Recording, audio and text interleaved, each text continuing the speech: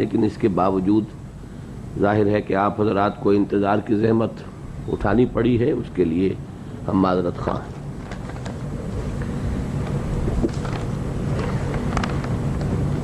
محمد ابراہیم صاحب لانڈھی سے تشریف رکھتے ہیں۔ محمد ابراہیم صاحب لانڈھی سے نہیں، یہ تو نہیں لگانا ہے۔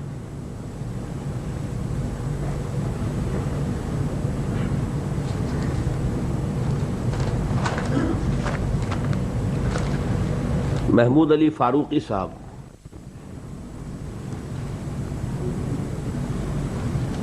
محمود علی فاروقی صاحب فیڈرل بی ایریا سے، کیا سوال معاملہ ہے؟ یہ سوالات دے کے خود حضرات چلے گئے ہیں۔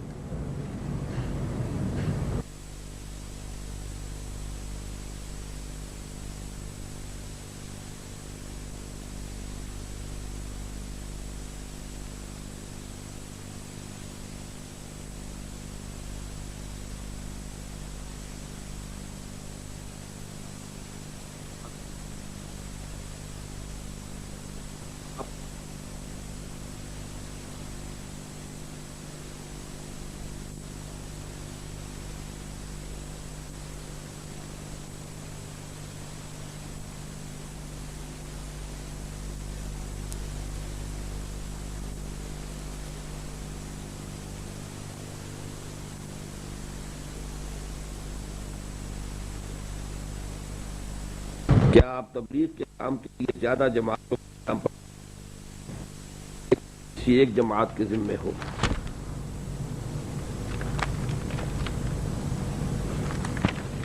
محمد جاوید اقبال صاحب، یہ دو سوال چونکہ ایک دوسرے سے منسلک ہیں اس لیے ہمارے ساتھیوں نے انہیں جمع کر دیا ہے۔ جاوید اقبال صاحب تشریف رکھتے ہیں؟ جی تشریف رکھیں۔ انہوں نے فرمایا کہ پاکستان میں اس وقت کافی ساری تنظیمیں اسلامی نظام و انقلاب کی دعوے دار اور اس سلسلے میں کوشاں ہیں، مثلاً جماعت اسلامی، جمعیت علماء اسلام، علامہ طاہر القادری صاحب کی پاکستان عوامی تحریک وغیرہ وغیرہ، اور ایک آپ کی تنظیم اسلامی۔ اب سوال یہ ہے کہ ایک ہی مقصد اور نصب العین کے لیے اتنی تنظیمیں کیوں؟ کیا 1.5 انچ کی الگ الگ مسجد بنا کر ایک مقصد کو حاصل کرنا بہتر ہے یا اجتماعی طور پر؟ کیا ایک عظیم مقصد کے حصول کے لیے آپس کے فروعی اختلافات ختم نہیں کیے جا سکتے؟ آپ نے ایک الگ تنظیم بنانے کی ضرورت کیوں محسوس کی؟ کسی پہلے سے موجود تنظیم سے آپ نے اشتراک کیوں نہ کیا یا دوسری تنظیموں نے آگے قدم بڑھائے؟ آپ نے تمام تنظیموں کو اکٹھا کر کے مشترکہ جدوجہد سے مقصد کے حصول کے لیے کوئی قدم اٹھایا؟ یہ بہت اچھا ہوا ہے کہ یہ دونوں سوالات جو ہیں یہ یکجا ہو گئے۔ ایک صاحب نے خاص طور پر تبلیغی جماعت کا ذکر کیا ہے اور ہمارے دوسرے ساتھی جو ہے انہوں نے جماعت اسلامی اور جمعیت علماء اسلام کا ذکر کیا ہے، اور میرا یہ خیال ہے کہ یہ بات درست ہے اس اعتبار سے کہ دین کے لیے کام کرنے والی جتنی جماعتیں ہیں ان سب کو یکجا سامنے رکھ کر اگر ہم اپنا موقف بیان کریں تو وہ زیادہ مناسب ہوگا۔ پہلی بات تو یہ ہے کہ نصب العین اور طریقہ کار، ان دونوں میں ایک فرق ہوتا ہے اور اس کو ذہن میں رکھنا چاہیے۔ نصب العین ہے کوئی مقصد یا منزل جس تک کہ کسی کو پہنچنا ہے، طریقہ کار ہے وہ راستہ کہ جس راستے سے وہ اس منزل تک پہنچنا چاہتا ہے۔ ساتھ کام کرنا صرف اس شکل میں ممکن ہوتا ہے کسی ایک جماعت میں یا ایک قافلے میں جبکہ ان دونوں چیزوں میں اتفاق ہو جائے۔ صرف نصب العین کے اتفاق سے ساتھ کام کرنا لازم نہیں ہوگا اگر طریقہ کار مختلف ہے۔ مثلا یہ کہ پاکستان میں اسلامی نظام قائم کرنا یا اسلامی انقلاب برپا کرنا، اب یہ ایک نصب العین ہے، جماعت اسلامی کے سامنے بھی ہے، جمعیت علماء اسلام کے سامنے بھی ہے اور تنظیم اسلامی کے سامنے بھی ہے۔ لیکن بنیادی فرق یہ ہے کہ جماعت اسلامی اور جمعیت علماء اسلام اس کو انتخابات میں حصہ لے کر اور اس طریقے سے وہ سمجھتے ہیں کہ وہ اپنے اس مقصد تک پہنچ جائیں گے اور اپنے نصب العین تک حصول رسائی ہو جائے گی، جبکہ تنظیم اسلامی کے نزدیک یہ راستہ اس منزل تک لے جانے والا نہیں۔ بلکہ اس کے لیے ایک انقلاب کی ضرورت ہے۔ انقلابی جدوجہد بالکل مختلف ہے انتخابی جدوجہد سے۔ تو چاہے نسب العین ایک ہو، اب ظاہر بات ہے جب راستے دو علیحدہ ہو گئے، ایک ہے انتخابی طریقہ کار سے اس منزل تک پہنچنے کی کوشش اور ایک ہے انقلابی طریقہ کار سے اس مقصد کے حصول کی کوشش، ان دونوں میں زمین و آسمان کا فرق ہے، لہذا اشتراکی عمل نہیں ہو سکتا۔ جہاں تک تبلیغی جماعت کا تعلق ہے، اس کے بارے میں چونکہ سوال کیا گیا ہے کہ آپ کی رائے شاید یہ ہے، حالانکہ میری رائے وہ نہیں ہے۔ تبلیغی جماعت اصل میں جو ابھی ہمارے ایک ساتھی آپ کے سامنے فرائض دینی کا تصور پیش کر رہے تھے، اس میں صرف دوسری منزل تک آتی ہے، تیسری منزل اس کے پیش نظر نہیں ہے تو کہیں دل میں ہوگا، وہ اس کا بیان نہیں کرتے، اعلان نہیں کرتے، اس کا برملا اظہار نہیں کرتے۔ دین کو قائم کرنے کی جدوجہد ان کے سامنے نہیں ہے، دین کو پھیلانے اور عام کرنے کا معاملہ ہے۔ تبلیغ تو ان کے پیش نظر ہے، اقامت دین، انقلاب، تنفیذ نظام اسلامی، اس کا وہ نہ نام لیتے ہیں، نہ اس کے لیے لوگوں کو دعوت دیتے ہیں، نہ اس کے لیے کوئی لائحہ عمل پیش کرتے ہیں۔ اس اعتبار سے ان سے ہمارا اختلاف اس اعتبار سے ہے کہ صرف تبلیغ نہیں، ہم تو تبلیغ سے آگے بڑھ کر دین کو قائم کرنے کے لیے ایک عملی جدوجہد جو ہے اس کے لیے کوشش کرنا چاہتے ہیں۔ یہ ہیں دو مختلف معاملات جن کی وجہ سے ہمارے لیے نہ تبلیغی جماعت کے ساتھ کام کرنا ممکن ہے، نہ جماعت اسلامی یا جمعیت علماء اسلام کے ساتھ۔ ایک اصولی بات اور سمجھ لیجئے، ختم نبوت کا ایک تقاضا یہ ہے کہ اب لوگ اپنے طور پر اجتہاد کریں اور اپنے طور پر غور و فکر کر کے کام کے راستے تلاش کریں۔ نبوت جب تک جاری تھی، نبی کے ہاتھ میں ہاتھ دے کر اور آپ فارغ ہو جاتے تھے، اہل ایمان کو اب کوئی تردد نہیں تھا۔ وہ جو یہ شعر لکھا ہوا ہے، نحن الذین بایعوا محمدا علی الجہاد ما بقینا ابدا، تو جن صحابہ نے حضور کے ہاتھ میں ہاتھ دے کر بیعت کر لی، اب ان کے لیے کیا ہے، جو حضور کا حکم ہے اس کی پیروی کرنی ہے، اللہ اللہ اور خیر صلی اللہ، اور حضور کو براہ راست اللہ تعالیٰ کی طرف سے ہدایت مل رہی ہے، رہنمائی ہو رہی ہے۔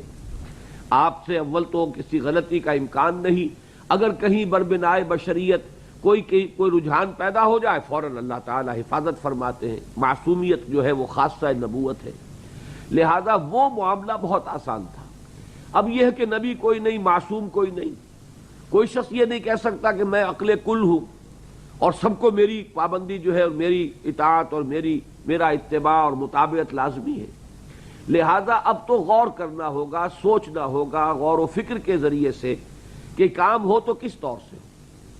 جس زمانے میں یہ جماعتیں قائم ہوئی ہیں، جماعت اسلامی یا تبلیغی جماعت، اس وقت بھی تو بہت سی جماعتیں موجود تھیں، مسلم لیگ موجود تھی، جمعیت علماء اسلام موجود تھی، مولانا مدنی رحمۃ اللہ علیہ جیسی شخصیت اور مولانا الیاس رحمۃ اللہ علیہ جو ہے اسی حلقہ دیوبند کے علماء میں سے، لیکن جمعیت علماء اسلام اس وقت موجود تھی، جمعیت علماء ہند، لیکن یہ کہ انہوں نے یہ سمجھا کہ جو میرے سامنے نقشہ ہے کام کا وہ اس راستے پر نہیں چل رہی ہے، وہ سیاست کے اندر ملوث ہے، وہ آزادی کی تحریک میں تو جمعیت علماء ہند جو ہے لگی ہوئی ہے، لیکن لوگوں کو دین کی طرف بلانے کا کام جو ہے وہ نہیں ہو رہا۔ تو ایک کمی کا احساس کیا مولانا الیاس رحمۃ اللہ علیہ نے، تو انہوں نے ایک کام شروع کیا اور تبلیغی جماعت کی بنیاد پڑ گئی۔ مولانا مودودی کا معاملہ یہ ہے کہ انہوں نے بھی پہلے کانگریس کی مخالفت میں مضامین لکھے، سمجھا یہ گیا کہ یہ گویا کہ مسلم لیگ کے حامی ہیں، لیکن بعد میں انہوں نے اپنا اختلاف ظاہر کیا کہ مسلم لیگ خالص قومی جماعت بن کر رہ گئی ہے اور یہ دین کی طرف اور دین کے عملی تقاضوں کی طرف کوئی توجہ نہیں کر رہی، صرف مسلمانوں کے جو سیاسی مسائل ہیں ان کو حل کرنے کے لیے اس نے اپنی تمام جدوجہد لگا دی ہے، لہذا انہوں نے ایک علیحدہ راستہ بنایا۔ تو جو حق پہنچتا تھا ان جماعتوں کو ایک علیحدہ ایک تشکیل کا، وہی حق آئندہ بھی ہمیشہ موجود رہے گا۔ میری اپنی تاریخ آپ حضرات کے علم میں ہوگی کہ میں نے تو اپنے ہائی اسکول کے زمانے میں، ابتدائی زمانہ ہے نوعمری کا، تو مسلم اسٹوڈنٹ فیڈریشن کے ساتھ کام کیا۔ پاکستان بنتے ہی کالج لائف شروع ہو گئی، کیونکہ سن 47 میں میرا میٹرک کا امتحان تھا۔ پاکستان آئے اور آتے ہی کالج میں داخل ہو گئے، کالج لائف 7 برس وہ اسلامی جمعیت طلبہ کے ساتھ کام کیا، اس کے فوراً بعد جماعت اسلامی میں شامل ہو گیا۔ لیکن یہ کہ تقریباً 3 سال کے بعد یہ رائے میری بنی پختہ کہ جماعت اسلامی نے جس طرح سیاست میں حصہ لینا شروع کر دیا ہے اور خاص طور پر انتخابات کی دلدل میں جو کود گئی ہے، تو اس سے یہ اپنے مقصد سے قریب ہونے کی بجائے دور سے دور تر ہو رہی ہے۔ اب یہ تو ہو سکتا ہے کہ میری رائے یہ غلط ہو، لیکن یہ کہ میری رائے تھی، دلائل کے ساتھ تھی، علی وجہ البصیرت تھی، لہذا اب اس جماعت میں نے یہ کوشش تو کی۔ مولانا مودودی مرحوم اس وقت بقید حیات تھے اور وہی امیر تھے، اپنی رائے ان کے سامنے رکھی، جماعت کے اجتماع میں پیش کرنے کی کوشش کی، لیکن جب معلوم ہوا کہ نہیں انہوں نے طے کر لیا ہے وہ اسی راستے پر چلیں گے، تو اب ظاہر بات ہے ایک شخص یہ رائے رکھتا ہے کہ اس راستے پر چلنے میں وقت کا ضیاع ہے، وہ کیسے ساتھ رہے گا؟ لہذا میں نے علیحدگی اختیار کی اور اس کے بعد سے اپنے طور پر جو بھی بات سمجھ میں آ رہی ہے اس کے مطابق کام کر رہے ہیں۔ اور وہ جیسا کہ میں نے رات عرض کیا تھا، دو چیزیں ہیں۔ ایک تو یہ کہ یہ خیال کہ ہم چونکہ مسلمانوں کے گھر میں پیدا ہو گئے تو ایمان تو ہمیں حاصل ہے، یہ بڑا مغالطہ ہے۔ ہمیں ایمان پر توجہ کرنی ہوگی اور اس کا منبع اور سرچشمہ قرآن مجید ہے، تو توجہ کو مرتکز کرنا ہوگا قرآن مجید پر۔ لہذا میری جو بھی 25 برس کی اس کے بعد کی یہ تاریخ ہے، اس میں یہ قرآن مجید کا پڑھنا پڑھانا، درس قرآن، اس کے کیسٹ، ویڈیو کیسٹ، قرآن کانفرنسیں، قرآنی تربیت گاہیں، یہ آپ کے علم میں نے اس میں اپنے آپ کو لگایا، اس لیے کہ قرآن مجید ہی منبع ایمان اور سرچشمہ یقین ہے۔ دوسرے یہ کہ ایک نظام کو بدلنے کے لیے ایک انقلابی جد و جہد درکار ہے، اور انقلابی جد و جہد کے لیے انقلابی جماعت ضروری ہے۔ اس کے قیام کے لیے ہم تنظیم اسلامی کے عنوان سے کوشش کر رہے ہیں۔ اب آپ حضرات کا کام یہ ہے کہ یہ ایک عملی پہلو ہے انہی دو سوالوں کا، کہ ہر شخص کو اپنی جگہ پر سوچنا چاہیے۔ اول تو یہ کہ اس کا تصور کیا ہے، آیا وہ صرف دین کے انفرادی پہلوؤں ہی پر توجہ رکھتا ہے یا دین کے اجتماعی تقاضے جو ہے وہ بھی اس کے سامنے ہیں؟ آیا وہ صرف تبلیغ دین تک کام کرنا چاہتا ہے یا اقامت دین اور دینی انقلاب کی جد و جہد بھی اس کے پروگرام میں شامل ہے؟ پہلے اسے یہ فیصلہ کرنا ہوگا، پھر اسے دیکھنا ہوگا اپنے ماحول میں کہ اس طریقہ کار پر یا اس مقصد کے لیے کون کون سی جماعتیں اس وقت برسر عمل ہیں، اور جس کے بارے میں دل گواہی دے دے کہ یہ ہے یہی صحیح طریقہ ہے، ان کا ساتھ دینا چاہیے۔ البتہ اپنی آنکھیں کھلی رکھنی چاہیے، غور و فکر جاری رکھنا چاہیے، کوئی تعصب نہ آ جائے کہ اب چونکہ میں ایک جماعت میں ہوں یا شامل ہو گیا ہوں تو اب چاہے کچھ بھی ہو جائے مجھے اسی میں رہنا، نہیں، کوئی بات نہیں ہے۔ جستجو کے خوب سے ہے خوب تر کہاں۔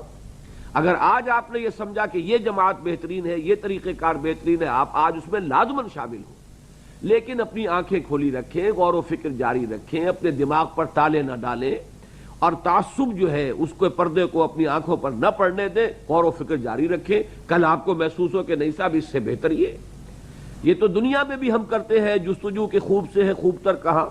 ایک شخص ایک کاروبار کر رہا ہے، سوچتا ہے کہ یہ کوئی منفعت بخش نہیں رہا معاملہ، وہ دکان بڑھاتا ہے اور کوئی اور سلسلہ شروع کر دیتا۔ تو اس طریقے سے جب ہمارا اپنا ذہن بن جائے گا کہ یہ کام کرنا ہے، یہ میرا فرض ہے، اب اس کے لیے چھان بین کرے گا ہر شخص اور پوری محنت کے ساتھ فیصلہ کرے گا کہ مجھے کس قافلے میں شریک ہونا چاہیے۔ ایک آخری صورت یہ ہے کہ کوئی شخص فرض کیجئے جو بھی قافلے چل رہے ہیں کسی وقت، ان میں سے کسی پر بھی مطمئن نہیں ہوتا، وہ سمجھتا ہے اس میں یہ کمی ہے، اس میں یہ خرابی ہے، اس میں یہ کوتاہی ہے۔ اس کا ایک منطقی نتیجہ نکلتا ہے کہ وہ خود صاحب فکر آدمی ہے، اس کی کوئی اپنی سوچ ہے، کوئی اپنے معیارات ہیں جن معیارات پر کہ وہ تمام جماعتوں اور تحریکوں کو پرکھ کر ریجیکٹ کر رہا ہے۔ اب اس پر لازم ہے کہ وہ اپنی سوچ اور اپنے فکر کو لے کر کھڑا ہو اور لوگوں کو دعوت دے کہ آؤ بھائی میرا ساتھ دو، میری سمجھ میں یوں آ رہا ہے کہ یہ کام اس طور سے ہوگا، یہ طریقہ کار ہے۔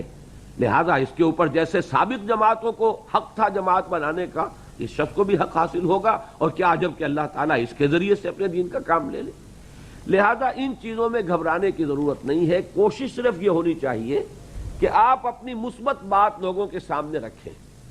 مثبت بات کے ضمن میں کہیں کہیں اپنے اختلاف رائے کا بیان کرنا بھی ناگزیر ہوتا ہے، لیکن ایک یہ ہوتا ہے کسی جماعت کی بیخکنی کے اوپر آپ کمر کس لیں، یہ نہیں ہونا چاہیے، بلکہ یوں سمجھنا چاہیے کہ ایک ہی مقصد کے لیے مختلف قافلے چل رہے ہیں، اختلاف رائے ہے طریقہ کار کا، لیکن یہ ہے کہ ایک دوسرے کی ٹانگ نہ گھسیٹی جائے، ایک دوسرے پر جو ہے سب و شتم نہ کیا جائے، گالم گلوچ نہ ہو رہا ہو۔ باقی یہ کہ اپنی اپنی جگہ پر جو طریقہ کار سمجھ میں آ رہا ہے اس پر عمل پیرا رہیں۔ امید یہ ہے کہ اس طریقے سے جیسے جیسے آگے بڑھیں گے انشاءاللہ تعالی فاصلہ جو ہے وہ کم ہوگا، اگر خلوص و اخلاص ہے۔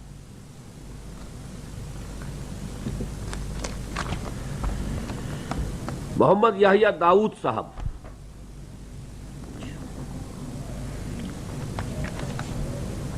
مجھے اس سے تو خوشی ہے کہ آپ حضرات نے اس قدر مفصل تحریریں لکھی ہیں. اس کا مطلب یہ ہے کہ اپنے ذہن کو اپلائی کیا ہے، وقت صرف کیا ہے، اور یقیناً آج کل لکھنے کی زیادہ لوگوں کو عادت نہیں ہوتی، بہت کافی محنت سے یہ کام ہوا ہے. لیکن اب اس میں یہ ضرور ہے کہ وقت کی محدودیت ہے، اور اس میں اتنے طویل بات جب پڑھ کر میں سناؤں گا تو بہت سا وقت اسی میں صرف ہو جائے گا. کل کے درس میں آخری حصے میں آپ نے جو یہ فرمایا کہ تبلیغی جماعت، جماعت اسلامی اور دیگر دینی اور اسلامی جماعتیں جو چھوٹے اور بڑے پیمانے پر کام کر رہی ہیں وہ فیل ہو گئی ہیں، یعنی حاصل کچھ نہیں ہوا. تو عرض یہ ہے حاصل سے آپ کی مراد وہ حقیقی ایمان کی قوت اور ایمان پر یقین پیدا نہیں ہوا، یہ مراد ہے، یا یہ کہ اسلام کے علاوہ دیگر مذاہب کے اقوام کے افراد اسلام کے دائرے میں نہیں آ سکے. ان جماعتوں نے جو ٹارگٹ یا منشور لے کر چلے تھے وہ پورا نہیں کر پائیں. ذرا وضاحت کریں، کیونکہ کم سے کم تبلیغی جماعت میں نے یہ دیکھا ہے کہ خاص کر نئی نسل، طلباء اور ہر عمر کے لوگ بڑی تعداد میں نماز کے پابند ہوئے ہیں، اور قال اللہ و قال الرسول یعنی احادیث کا مطالعہ اور سننا، داڑھی رکھنا اور انگریزی لباس ترک کر کے سادہ لباس اختیار کرنا، مسواک کا اہتمام اور اپنے دوسرے ساتھیوں کو دین کی دعوت دینا بڑی کثیر تعداد میں اور منظم طور پر ہوا ہے، اور ماشاءاللہ ہو رہا ہے. کیا یہ تھوڑا بہت اچیومنٹ نہیں کہا جائے گا؟ میں یہ سمجھتا ہوں کہ کل کے میرے بیان سے شاید آپ کو مغالطہ ہوا. میں نے تبلیغی جماعت کو ایک علیحدہ کیٹیگری بنایا تھا. میں نے عرض کیا تھا کہ احیائی عمل جو شروع ہوا ہے اس میں ایک حصہ تھا قومی تحریکوں کا، جن کے ذریعے سے آزادی حاصل ہوئی. اگرچہ وہ آزادی اس طرح کی مکمل آزادی نہیں ہے جیسے کہ ہونی چاہیے، لیکن بہرحال براہ راست غلامی سے ہمیں نجات ملی ہے، اور اس سے بھی احیاء اسلام کے جذبے کو تقویت حاصل ہوئی. یہ ایک حصہ تھا. دوسرا حصہ علماء کرام کا ہے، اور اسی کے ساتھ میں نے بریکٹ کیا تھا تبلیغی جماعت کو، کیونکہ وہ اصل میں خالص دینی حلقے سے اور علماء کرام کی بنائی ہوئی جماعت ہے، اور اس میں علماء کرام ہی کو اس کی قیادت اور اس کی رہنمائی کا منصب جو ہے وہ حاصل ہے. ان حضرات کا معاملہ یہ ہے کہ انہوں نے خاص طور پر علماء کا رول، کہ انہوں نے دین کے اندر جو فتنے اٹھے ان کا بڑی کامیابی کے ساتھ مقابلہ کیا. حفاظت دین اور مدافعت دین جو ہے اس کا فریضہ انہوں نے سر انجام دیا. اور تبلیغی جماعت جو ہے وہ جہاں تک شاعر دینی کا تعلق ہے، اتباع سنت کا تعلق ہے، ان دونوں کاموں کے اندر اس کی پیش رفت ہے. یہ میں نے کل بھی تسلیم کیا تھا بڑی وضاحت کے ساتھ. البتہ ایک ہے احیائی تحریکیں. احیائی تحریکی سے مراد وہ ہیں جو خاص طور پر اسی مقصد کے لیے اٹھی کہ ہم اسلام کا بول بالا کریں گے، اسلامی نظام قائم کریں گے. وہ پورا نظام کے جو محمد الرسول اللہ صلی اللہ علیہ وسلم نے جزیرہ نماء عرب میں بنفس نفیس قائم کیا تھا. یہ جو تحریکیں ہیں ان کو میں نے تھرڈ کیٹیگری قرار دیا تھا، جن میں مظلومی پارٹی، جماعت اسلامی، الاخوان المسلمون، عباد الرحمن، سعید نورسی کی تحریک، یہ تحریکیں ہیں در حقیقت جو تھرڈ کیٹیگری. ان کے بارے میں نے عرض کیا تھا کہ ان سے بھی فائدہ تو بہت پہنچا ہے. بڑی کثیر تعداد میں نوجوانوں کے اندر ایک جذبہ پیدا ہوا ہے، اسلام کے انقلاب کے لیے جد و جہد اور موٹیویشن پیدا ہوئی ہے. لیکن ان تحریکوں کو ابھی کہیں کوئی کامیابی حاصل نہیں ہوئی. بئی مانا کہ کہیں اسلامی نظام فی الواقع قائم نہیں ہوا. یہ نہیں کہ کوئی کام انہوں نے نہیں کیا. میں کیسے کہہ سکتا ہوں جبکہ میں خود انہی تحریکوں کی گود میں پلا بڑھا ہوں. مجھے جذبہ ملا ہے، انہی تحریکوں کے ذریعے سے ملا ہے. لہذا میں بے شمار نوجوان ہیں، میں تو خیر اب بڑھاپے میں کی سرحد میں قدم رکھ چکا ہوں، اور اب اگلی نسل کے بڑی کثیر تعداد میں نوجوان ہیں. اور آپ ان کا مشاہدہ کریں گے، یورپ میں جائیں گے تو دیکھیں گے الاخوان المسلمین کے متاثرین اور جماعت اسلامی پاک و ہند کے متاثرین کثیر تعداد میں وہاں کام کر رہے ہیں. ایم ایس اے اور اسنا میں بڑی تعداد ایسے ہی لوگوں کی ہے. تو کام تو ہوا ہے، لیکن جو اصل مقصد تھا کہ پورا اسلامی نظام کسی ملک میں قائم ہو جائے، ہم دکھا سکے دنیا کو کہ دیکھو یہ ہے اسلامی نظام، یہ اسلامی سیاست کا نقشہ ہے، یہ اسلامی معیشت کا نظام ہے، یہ اسلامی معاشرہ ہے، یہ اسلام کا قانون ہے، قانون تعزیرات ہے، قانون دیوانی ہے. یہ پورا کا پورا کامل نقشہ کہیں پر قائم کر کے ہم نہیں دکھا پائے. اس اعتبار سے میں نے کہا تھا کہ کامیابی نہیں ہوئی ہے. یہ ہے اصل میں میرے پورے موقف کو آپ سمجھ لیجئے کہ جو کچھ کیا ہے، یعنی جہاں تک جو قومی تحریکیں تھی، مسلم لیگ تھی، دین سے اس کا کوئی خاص تعلق نہیں تھا. اسی طریقے سے آزادی کی اور تحریکیں چلی دنیا میں، ان میں جیسے کہ میں نے صدر ناصر کا ذکر کیا، انہوں نے تو عرب نیشنلزم کی بنیاد پر جو ہے وہ انگریزوں سے گلو خلاصی کرائی ہے، لیکن یہ کہ ان سے بھی اسلامی تحریک کو اور احیاء اسلام کو تقویت حاصل ہوئی ہے۔ جب مسلمان ملک آزاد ہو جائے گا تو اب اس میں امکان ہے کہ آپ اسلام قائم کریں، لیکن براہ راست انگریز کے غلام ہوتے، فرانسیسیوں کے غلام ہوتے، ولندیزیوں کے غلام ہوتے تو ہم شاید یہ بات بھی نہ کر سکتے جو آج بیٹھ کر بات کر رہے ہیں۔ تو ان قومی تحریکوں سے بھی بہت کچھ ہوا۔ پھر یہ کہ خاص طور پر علماء کرام نے جو کام کیا ہے، تبلیغی جماعت جو کام کر رہی ہے، اس کے اندر بھی بہت کچھ پیش رفت ہوئی۔ ان تحریکوں کے ذریعے سے بھی جماعت اسلامی، اخوان المسلمون، بہت سے نوجوان جو ہیں ان کے اندر ایک جذبہ بیدار ہوا اور اسلامی نظام پر اعتماد پیدا ہوا کہ ہمارا نظام سب سے اعلیٰ ہے، ہماری سیاست، ہماری معیشت۔ لیکن وہ جو منزل ہے کہ کسی ملک کے اندر کامل اسلامی انقلاب آ کر کامل اسلامی نظام قائم کر کے دکھا دیا جاتا، اس میں ناکامی ہوئی۔ یہ ہے میری صحیح پوزیشن۔ دوسرا سوال یہ ہے کہ کل مسلمانوں کے اور امت سابقہ کے عروج و زوال کے جو 4 ادوار بتائے جو تقریباً 2000 سال کی مدت میں ہوئے، اور اب جو امت مسلمہ کا دوسرا دور زوال جسے حال سے تعبیر کیا اور پھر کہا گیا کہ اب کچھ اشارے ریوائول کے بھی ساتھ ساتھ نظر آ رہے ہیں، تو یہ بتائیے کہ حضور کی وہ پیشن گوئیاں اور حضرت مسیح کا ظہور اور بڑی جنگیں وغیرہ جن کا آپ نے ذکر کیا، وہ آئندہ 500 سال یا 1000 سال میں وقوع پذیر ہو سکتی ہیں یا لامحدود وقت بھی ہو سکتا ہے، کچھ اندازہ پیریڈ کا ہو سکتا ہے؟ میرا تو اندازہ یہ ہے کہ 100-125 سال سے زیادہ کی بات نہیں ہے۔ میں نے عرض کیا تھا نا کہ اس کے لیے سٹیج سیٹ ہو رہی ہے، اس کے لیے حالات اس رخ پر اب جا رہے ہیں۔ اب آپ غور کیجئے نا کہ وہی لد جہاں پر کہ حدیث میں آتا ہے کہ حضرت مسیح قتل کریں گے دجال اکبر کو، وہیں اسرائیل کا سب سے بڑا ایئر بیس بنا ہے، لڈا وہی بنا ہے۔ اور سورہ بنی اسرائیل ہی کے آخر میں فرمایا فَإِذَا جَاءَ وَعْدُ الْآخِرَةِ جِئْنَا بِكُمْ لَفِيفًا، ہم تم سب کو لپیٹ کر ایک جگہ پر لے آئیں گے۔ اور کہاں کہاں سے، روس سے اور امریکہ سے اور نہ معلوم افریقہ کے ممالک سے یہودی ایک جگہ پر جمع ہو رہے ہیں۔ لہذا یہ تو اب نظر آ رہا ہے کنفرنٹریشن تو ہوگی، ایک جنگ فیصلہ کن ہونی ہے۔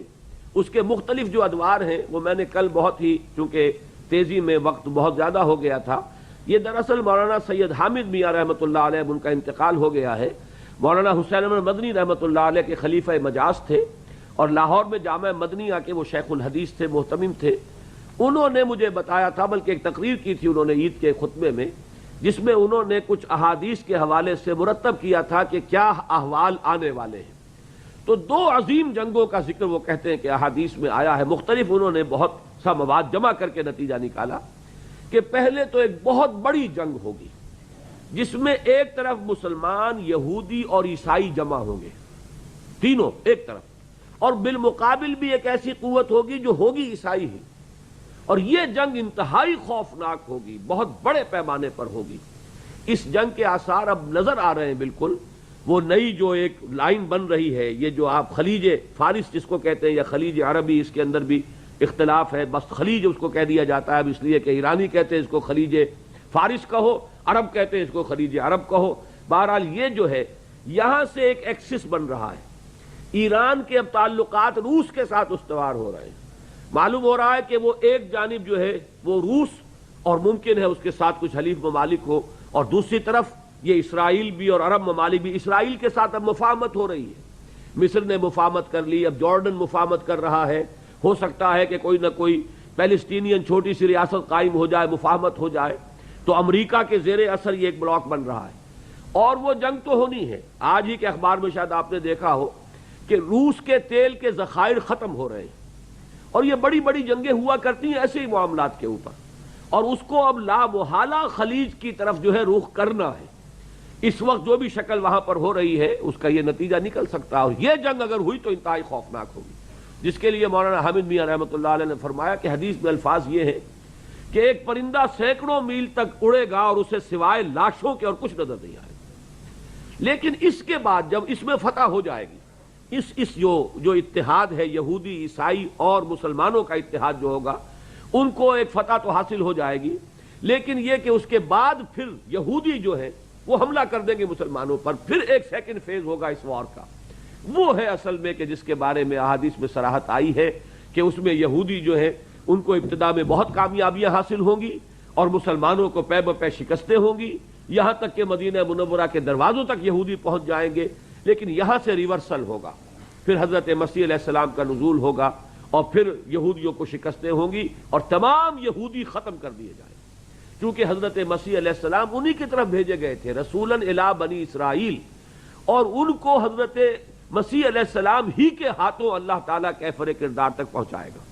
چنانچہ حدیث میں الفاظ آتے ہیں کہ حضرت مسیح جب نازل ہوں گے تو وہ صلیب کو توڑ دیں گے، خنزیر کو قتل کر دیں گے، یعنی عیسائیوں اور مسلمانوں کے مابین جو اختلافات ہیں وہ ختم ہو جائیں گے۔ صلیب کا عقیدہ ہے اصل میں، ورنہ تو حضرت مسیح کو تو ہم بھی مانتے ہیں، ہم یہ سمجھتے ہیں کہ حضرت مسیح کو صلیب نہیں ہوئی بلکہ وہ تو اٹھا لیے گئے زندہ آسمان پر۔ تو یہ جب ہمارے درمیان اختلافات ختم ہو جائیں گے تو حضرت مسیح کی امت اور حضرت محمد کی امت ان میں ایک وحدت پیدا ہو جائے گی، اور اس کے بعد جو ہے وہ اسلام کے غلبہ جو ہے عالمی غلبے کا دور شروع ہوگا۔ یہ ہے واللہ عالم۔ لیکن آپ نے جو سوال کیا تھا یہ 500 یا 1000 برس کی بات مجھے نظر نہیں آتی، مجھے تو معلوم ہوتا ہے کہ شاید 100-200 برس کے اندر یہ معاملات اب ہو جانے والے ہیں، اس کے لیے سٹیج سیٹ ہو رہی ہے۔ محمد ریاض صاحب، اس وقت ہمارے ملک میں بہت ساری اسلامی تنظیمیں کام کر رہی ہیں، ہر ایک کی کوشش یہ ہے کہ ہمارے ہاں اسلامی نظام قائم ہو، لیکن اس بارے میں ہر ایک کا طریقہ کار مختلف ہے۔ میں نے تقریباً ہر تنظیم کے فکر اور سوچ کو پڑھا ہے، لیکن سب سے زیادہ مجھے آپ کی فکر نے متاثر کیا ہے۔ اب سوال یہ ہے کہ آپ کی فکر تو بہت اچھی ہے، لیکن صرف فکر یا سوچ سے تو کام نہیں بنتا، اس کے لیے عملی قدم کی بھی ضرورت ہوتی ہے۔ آیا جو کچھ آپ کہتے رہتے ہیں اس میں عملی طور پر بھی آپ نے کیا قدم اٹھایا، ذرا تفصیل سے جواب دیں۔ اصل میں آپ نے اگر میری سوچ پڑھی ہے تو پھر اس سوچ کے تو یہ 2 حصے ہیں، بلکہ اگر دونوں کو 3 میں تقسیم کیا جائے تو 6 حصے ہیں کہ طریقہ کار کیا ہے۔ پہلا یہ ہے کہ آپ ایک ایسی جماعت تیار کریں جو فدائین پر مشتمل ہو، جو کچھ کہتے ہو وہ کرتے ہو، اسلام کو اپنی ذات پر اور اپنے گھر میں پہلے نافذ کریں، پھر وہ بنیان مرصوص بنے، بہت منظم ہو، سمع و طاعت کے ایک نظام کے اندر وابستہ ہو۔ ایسی جماعت جب کثیر تعداد میں تیار ہو جائے گی پھر وہ چیلنج کرے گی اس معاشرے کو کہ اب یہ غلط کام ہم نہیں ہونے دیں گے، ہمارے جیتے جی نہیں ہوگا۔ اس سے پہلے صرف دعوت، تبلیغ، خوشامد کہ خدا کے لیے باز آ جاؤ، چھوڑ دو یہ غلط کام ہے، باز آ جاؤ، سود حرام ہے، سودی کاروبار مت کرو، جوا حرام ہے۔ یہ کیا ہو رہا ہے آپ کے ہاں؟ یہ سیور ریفل جو چل رہا ہے، اتنے بڑے پیمانے پر جوا جو ہے اس ملک کے اندر پہلے کبھی نہیں ہوا۔ اگر محلوں کے اندر جوا ہو رہا ہو تو چھاپے پڑتے ہیں پولیس کے، اور یہ جوا سب سے بڑا جو اعلان ہو رہا ہے، جو ہمارے ٹیلی ویژن اور ہمارے ہر چیز پر اس کی تشہیر ہو رہی ہے۔ اب اس کے بارے میں کوئی بولتا تک نہیں ہے۔ ہم نے ابھی لاہور میں طے کیا ہے 27 تاریخ کو ہم مظاہرہ کریں گے انشاءاللہ، وہاں کے اس کے خلاف کے لوگوں کا ضمیر تو بیدار ہو، خوشامد کریں گے کہ باز آ جاؤ، ان حرام کاموں کو ترک کرو۔ لیکن یہ کہ اگر وہ قوت تیار ہو جائے گی تو پھر ہم کہیں گے اب ہم یہ نہیں ہونے دیں گے، اب اگر ہوگا تو ہماری لاشوں پر ہوگا، گولیاں چلاؤ۔ لیکن اس منزل تک پہنچنے کے لیے پہلے وہ طاقت تیار کرنی ہوگی۔ جب تک وہ نہ ہو، غیر منظم اور غیر تربیت یافتہ لوگوں کو سڑکوں پر لے آنے کا حاصل کچھ نہیں، توڑ پھوڑ ہو جائے گی۔ کچھ لوگ جوش میں آ کے جانے بھی دے دیتے ہیں لیکن نتیجہ کچھ نہیں نکلتا، جیسے نظام مصطفیٰ تحریک میں لوگوں نے جانے دی ہیں، حاصل کیا ہوا؟ اس لیے کہ ابھی نہ ان کی تنظیم تھی نہ ان کی تربیت تھی۔ تو پہلا مرحلہ ایک ایسی جماعت کی تیاری کا ہے، اس کے لیے ہم کوشش کر رہے ہیں، اس کے لیے جد و جہد ہے، اس کے لیے بھاگ دوڑ ہے، اس کے لیے ہم یہ سارے کام کر رہے ہیں۔ ان کی تربیت ہو، انہیں تیار کیا جائے، ان کی اپنی خامیاں دور ہوں، ان کے اپنے معاش میں کوئی حرام کا ایلیمنٹ ہے تو اسے چھوڑیں، تب وہ لوگ جب جمع ہوں گے تو پھر اگلا مرحلہ کبھی آئے گا۔ یہ ہے ہمارا، یعنی یوں سمجھیے کہ مختصر الفاظ میں طریقہ کار، اس پہلے حصے پر ہم عمل پیرا ہیں اس وقت۔ جب تک وہ طاقت وہ اتنی نہیں ہو جاتی مناسب، اس وقت تک ہم اگلا قدم نہیں اٹھائیں گے۔ لیکن آپ اگر یہی کرتے رہیں گے کہ بیٹھے رہیں گے، دیکھتے رہیں گے کب تک ہم وہاں پہنچتے ہیں، اور سب لوگ اسی انتظار میں رہیں گے، تو وہ طاقت قیامت تک ہمارے پاس نہیں جمع ہوگی۔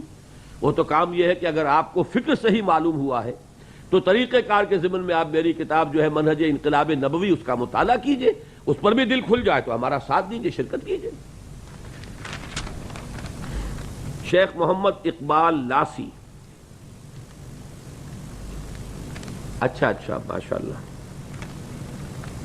عرض ہے کہ آپ کی تحریروں اور لیکچرز میں اکثر و بیشتر جمہوریت کے بارے میں 2 قسم کی آراء پڑھتا اور سنتا رہتا ہوں۔ وہ یہ کہ آپ جمہوریت کو غیر اسلامی نظام بھی کہتے ہیں اور ساتھ ہی ساتھ جمہوریت کی تائید و حمایت بھی کرتے ہیں۔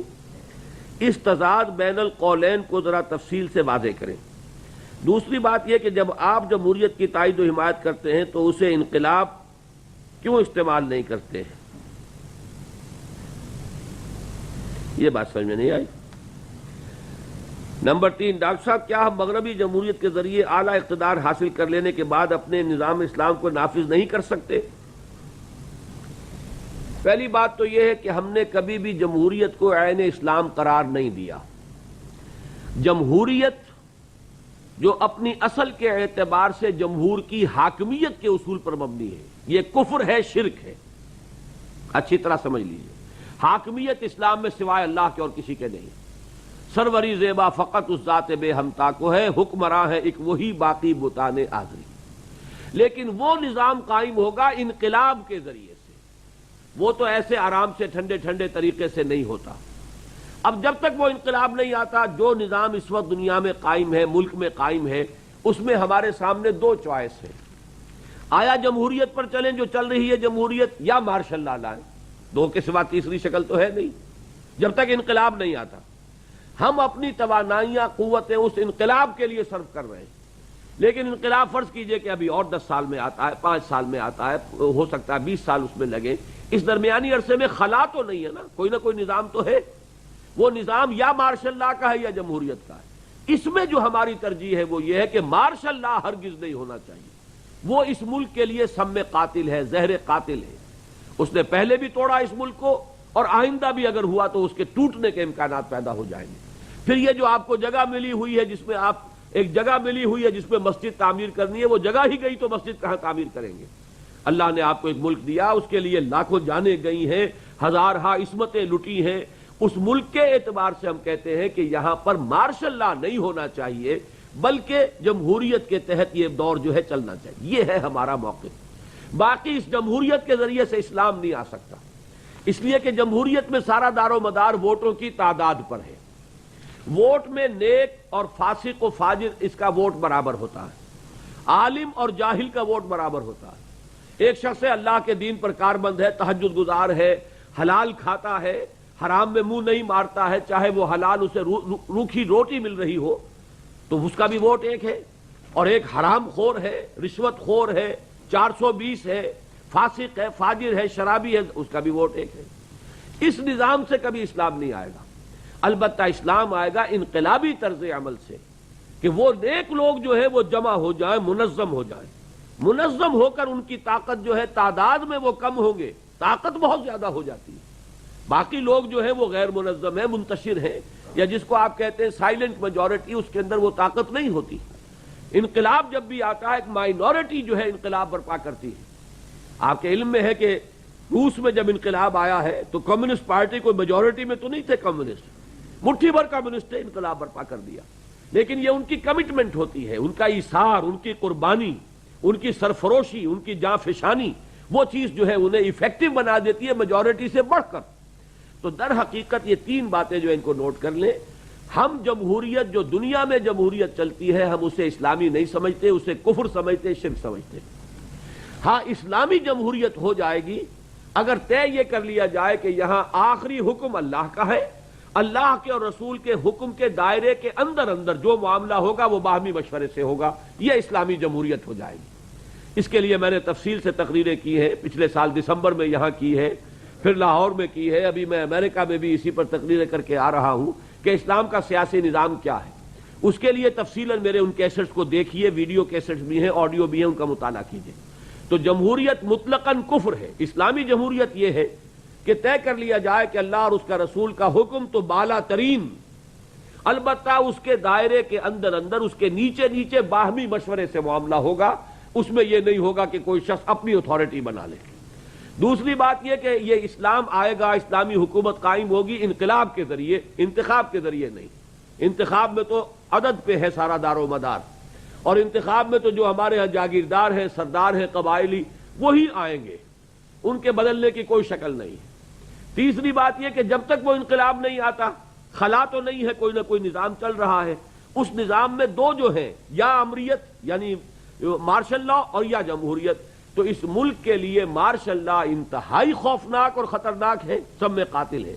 لہذا یہاں پر جمہوریت جو ہے اس وقت تک چلتی رہنی چاہیے، اگرچہ ہم اس میں حصہ نہیں لیں گے، نہ ہم نے الیکشن میں حصہ لینا ہے نہ اس راستے پر جانا ہے۔ یہ ہے ہمارا موقف، اسے آپ علیحدہ علیحدہ ان تینوں حصوں میں سمجھ لیں تو انشاءاللہ آپ کی تشویش ختم ہو جائے گی۔ شہاب قمر صاحب،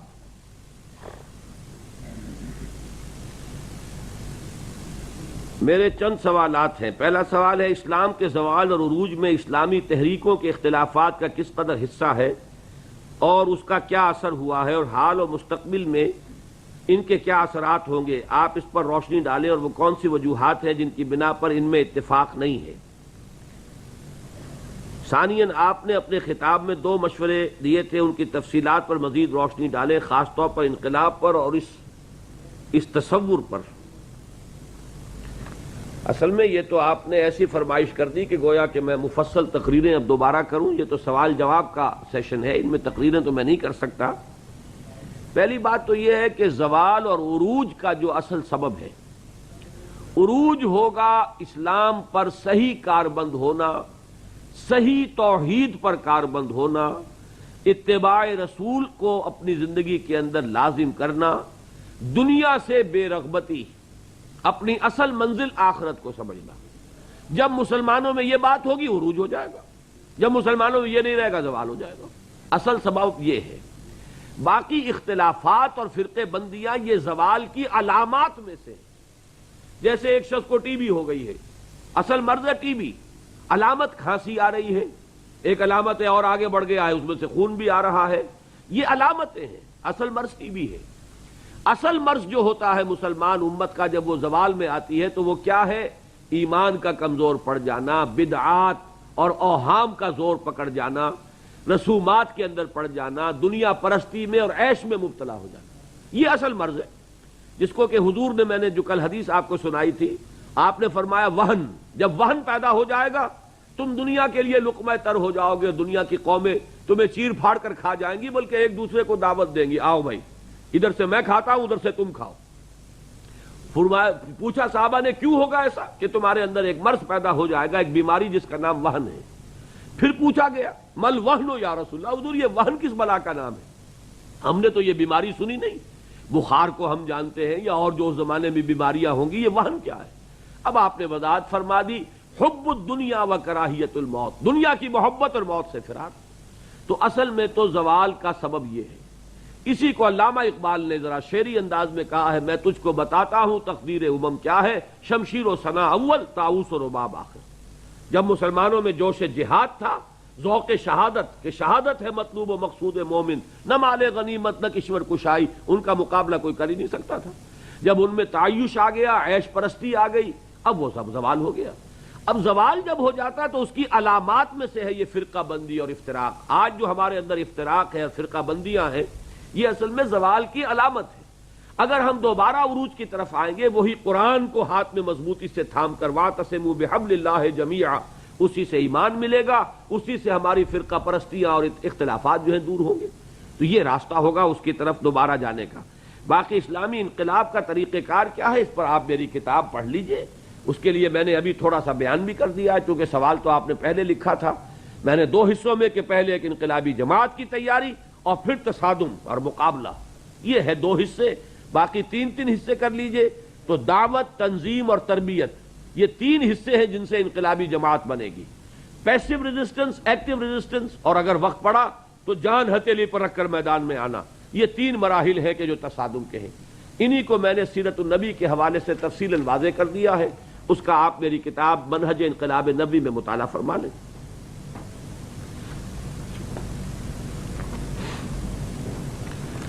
محمد یاسین صاحب، یاسین ایدھی صاحب، اچھا ہم تو ابھی تک تو ایک ہی ایدھی صاحب سے واقف تھے، آپ ایک اور نکل آئے ماشاءاللہ۔ یہ کیا کوئی گوت ہے؟ یہ جی ہاں، تو کیا آپ لوگ میمن ہیں؟ اچھا ماشاءاللہ۔ اب آپ نے فرمایا ہے کہ آپ کو تنظیم اسلامی بنانے کی ضرورت کیوں محسوس ہوئی؟ کیا یہ ممکن نہیں تھا کہ دوسری مذہبی جماعتوں جیسے جماعت اسلامی وغیرہ کے ساتھ مل کر کام کرتے، کیونکہ یہ ایک پرانی جماعت ہے اور وہاں نوجوانوں کا ایک گروپ بھی کثیر تعداد میں ان کے ساتھ ہے، کیا اس سے آپ اپنے مقصد میں جلد کامیاب نہیں ہو سکتے تھے؟ تو میں نے جواب تو دے دیا ہے نا اس کا، شکریہ۔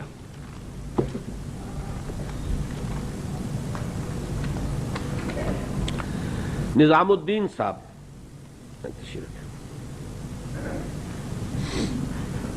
عرض یہ ہے کہ آپ نے ایک جماعت کے لیے ایک قدم پیچھے آنے کا ذکر کیا تھا، لیکن وہ لوگ کہتے ہیں کہ اس طرح برائی ختم نہیں ہوگی اور یہ انقلاب اور نہ انقلاب آئے گا، کیونکہ گندگی اوپر سے آتی رہے گی اور ہم ہمیشہ صاف کرتے رہیں گے تو ساری عمر گزر جائے گی، گندگی صاف نہیں ہوگی جب تک اوپر جا کر گندگی کا راستہ بند نہ کیا جائے، یعنی حکومت ہماری ہونی چاہیے تو انقلاب آ سکتا ہے۔ آپ اس پر اپنے خیالات کا اظہار فرمائیں۔ اس سے مراد جماعت اسلامی ہے؟ اصل میں میری کسی تقریر میں یہ بات آئی تھی کہ جماعت اسلامی ایک قدم پیچھے آئے یعنی الیکشن کا راستہ چھوڑے، تبلیغی جماعت ایک قدم آگے بڑھے، تبلیغ سے آگے انقلاب کا راستہ اختیار کرے، تو یہ دونوں قوتیں مل کر ایک بہت بڑی ایک یعنی طاقت بن سکتی ہیں۔ بہرحال یہ تو اس قسم کی باتوں میں سے ہے جس کے لیے وہ مصرع ہے کہ ہزاروں خواہشیں ایسی کہ ہر خواہش پہ دم نکلے۔ یہ امید بہت کم ہوتی ہے، جماعتوں کی جو قیادتیں ہوتی ہیں وہ اپنی سوچ میں بہت پختہ ہو جاتی ہیں، بڑا مشکل ہوتا ہے کہ وہ کوئی نظر ثانی کر سکیں۔ بہرحال جو آپ نے بات کہی ہے اس کو سمجھ لیجئے، ہم یہ نہیں کہتے کہ حکومت جو ہے اس کے اوپر قبضہ نہ کیا جائے، لیکن حکومت پر قبضے کے دو راستے ہیں، یا انقلاب اور یا انتخاب۔ ہم انتخاب کے راستے کو غلط سمجھتے ہیں، اس لیے کہ انتخاب کے راستے سے جو اوپر آئے گا وہ نظام کو نہیں بدل سکتا، اس لیے کہ وہ تو وہی ہوں گے جن کے مفادات معاشرے میں موجود ہیں۔ اس کی ایک سادہ سی مثال میں دے سکتا ہوں، اگرچہ اسے آپ میری تائید نہ سمجھیے کہ میں ہر اعتبار سے تائید کر رہا ہوں۔ مثلا ایران کے اندر خمینی صاحب کبھی بھی الیکشن کے ذریعے سے برسر اقتدار نہیں آ سکتے تھے، کوئی شخص سوچے کہ آ سکتے تھے، کبھی انقلاب کے ذریعے سے آ گئے۔ باقی خمینی صاحب، ان کے نظریات، ان کے عقائد، ان کو علیحدہ رکھ دیجئے، میں صرف ایک مثال دے رہا ہوں، اور اگر برا نہ مانے بات سمجھانے کے لیے کہہ رہا ہوں۔ عرب میں محمد الرسول اللہ صلی اللہ علیہ وسلم کبھی بھی انتخاب کے ذریعے سے آپ جو ہے وہ کامیاب نہیں ہو سکتے، اکثریت آپ کے ساتھ تھی کیا؟ تو ظاہر بات ہے کہ وہ تو انقلاب کا راستہ ہے، ہمارے لیے آئیڈیل ہے محمد الرسول اللہ صلی اللہ علیہ وسلم کا راستہ۔ باقی دنیا میں دوسری مثالیں بھی ہم دیتے ہیں۔ روس میں انقلاب جو ہے، کمیونسٹ انقلاب، انتخابات کے ذریعے سے نہیں آ سکتا۔ انقلاب کبھی بھی انتخاب کے ذریعے نہیں آتا، انتخاب کے ذریعے کسی ملک میں قائم نظام کو چلایا جا سکتا ہے، بہتر ہاتھ مل جائیں گے ان کو چلانے کے لیے، لیکن نظام بدلنے کے لیے انقلاب لانا پڑتا ہے۔ تو ہمارا اختلاف یہ نہیں ہے کہ وہ حکومت جو ہے وہ اس کو حاصل نہ کریں، حکومت حاصل کیجئے، لیکن وہ کس ذریعے سے حاصل ہوگی؟ انتخابات کے ذریعے 40 برس تو ہو گئے، کچھ ہاتھ پلے نہیں آیا، 400 برس تک بھی کچھ ہاتھ نہیں آیا، لیکن انقلاب کے راستے پر چلے تو شاید اللہ تعالیٰ رحم فرما دے۔ یہ ہے ہمارا اختلاف۔ علی محمد صاحب، این علی محمد،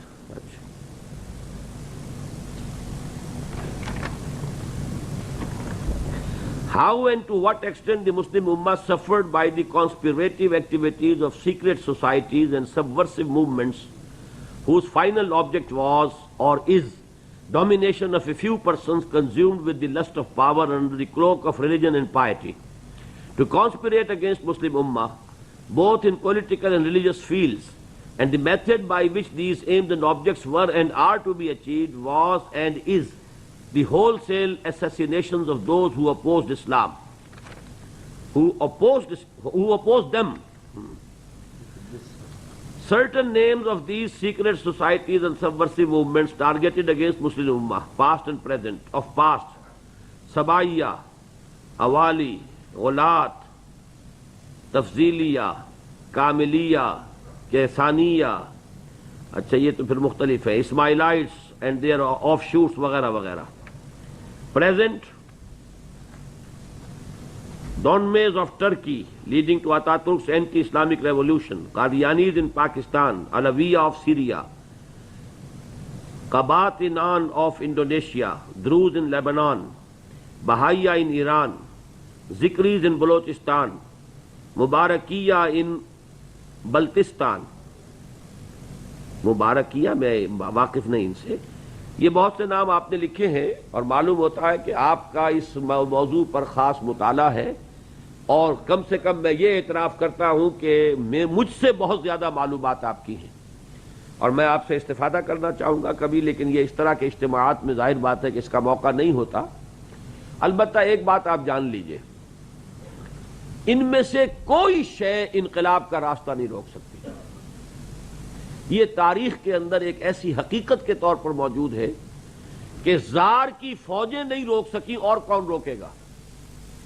انقلاب آ رہا تھا اور زار جیسی طاقت عظیم ترین وہ اس کا راستہ نہیں روک سکی۔ شاہ ایران کی طاقت نہیں روک سکی، جس کو کہا گیا کہ وہ پورے ایشیا میں سب سے بڑا آرسینل تھا، سب سے بڑا اس کے پاس اسلحہ خانہ تھا، ساری جماعتیں موجود تھی، راستہ نہیں رک سکتا۔ تو اس کو جان لیجئے کہ جب کوئی انقلابی جد و جہد ہوتی ہے، اس کو اولاً تو ایک پروٹیکشن ملتی ہے اس بات سے کہ اس کی اہمیت نہیں ہوتی، شروع میں بہت سا کام وہ کر لیتی ہے، اپنی جڑیں زمین میں جما لیتی ہے، جبکہ لوگوں کو اندازہ ہی نہیں ہوتا کہ ان کی کوئی اہمیت ہے۔ جیسے حضور صلی اللہ علیہ وسلم نے جیسے مکے میں کام شروع کیا تھا، اگر سلطنت کسریٰ اور سلطنت قیصر کو پتہ چل جاتا تو اسی وقت وہ مخالفت کرتے، اور جس کو کہتے ہیں ان کے نقطہ نگاہ سے نپ دی ایول ان دی بڈ والا معاملہ ہو جاتا، انہیں پتہ ہی نہیں چلا کیا ہو رہا ہے، اور یہاں وہ جڑیں گہری ہو گئی، ایک جماعت تیار ہو گئی اور عرب میں انقلاب آ۔ اب ان کی آنکھیں کھولی ہیں۔ اس کے بعد غزوہ تبوک کے بعد ہمیں خبر ملتی ہے کہ حضور نے چونکہ 3 صحابہ کو سزا دی تھی، بائیکاٹ کیا تھا ان کا، کہ وہ چونکہ نہیں گئے تھے، حالانکہ کوئی عذر نہیں تھا، تبوک میں حاضر نہیں ہوئے۔ کعب ابن مالک رضی اللہ تعالیٰ عنہ نے اس کی تفصیل بیان کی ہے، اور طویل ترین حدیث ہے جہاں تک میرا معلومات ہے۔ اس میں آتا ہے کہ جس زمانے میں ان کا بائیکاٹ تھا، شاہ غسان کا ایلچی پہنچ گیا کہ ہمیں معلوم ہوا کہ تمہارے صاحب نے تمہارے ساتھ بہت زیادتی کی ہے، تمہاری بڑی توہین ہو رہی ہے، تم تو بڑے اونچے، ہمارے پاس آؤ، ہم تمہارا اعزاز کریں گے۔ حضرت کعب بن مالک کیونکہ سچے مومن تھے، انہوں نے اس خط کو فوراً جو ہے وہ تندور میں جھونک دیا، لیکن یہ ہے کہ ذرا سا بھی اگر پانی مرتا ہوتا معاذ اللہ ثم معاذ اللہ تو فوراً وہ جاتے کہ میرا اعزاز ہوگا شاہ غسان کے ہاں، اور ایک گویا کہ ایک مسلمانوں کے اندر 5th کالمسٹ عنصر کی بنیاد پڑ جاتی ہے۔ تو انقلابی جماعتوں کا شروع میں یہ ہوتا ہے کہ چونکہ ان کی حیثیت نہیں ہوتی، اہمیت نہیں ہوتی، نیا گروپ بن رہا ہے، لوگ نہیں سمجھتے کہ واقعتاً یہ ہمارے لیے خطرہ بن سکتے ہیں، اس وقت وہ اپنی جڑیں گہری کر لیں اور مضبوط نیوکلیس بنا لیں، پھر کوئی قوت دنیا کی ان کا راستہ نہیں روک سکتی۔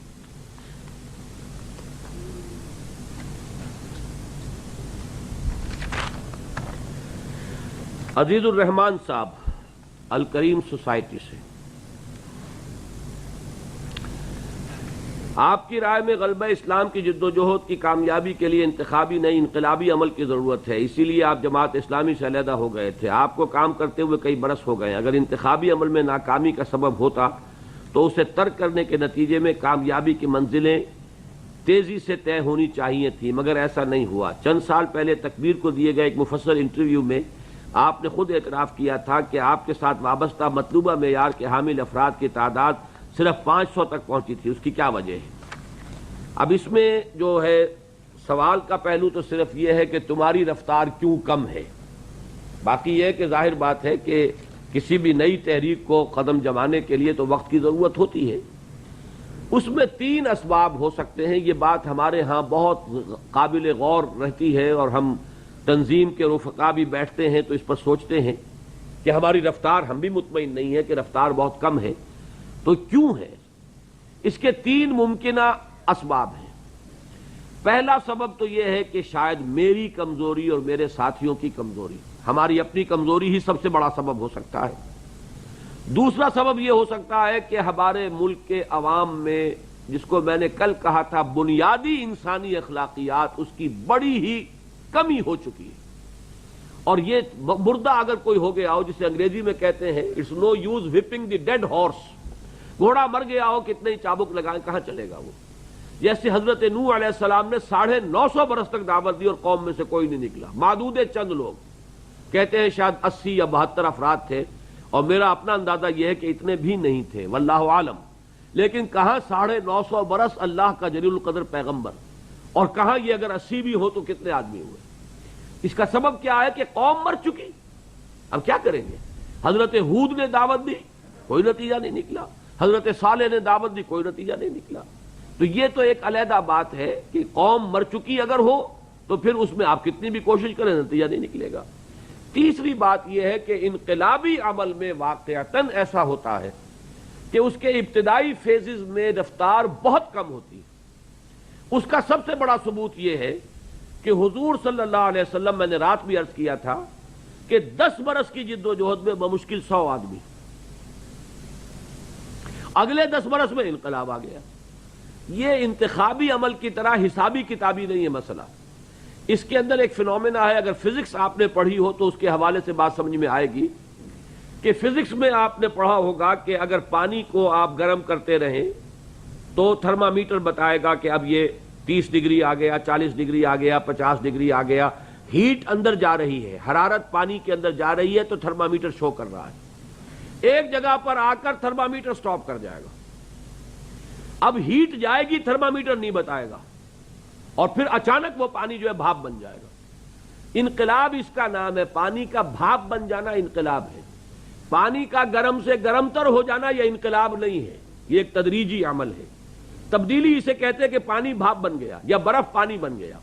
تو اس انقلابی جو پروسیس ہوتا ہے، جب برف پانی بنتا ہے یا پانی بھاپ بنتا ہے، تو اس وقت جو ہیٹ اندر جاتی ہے تھرمامیٹر کے اوپر اس کی انڈیکیشن نہیں ہوتی، تھرمامیٹر دکھاتا ہی نہیں۔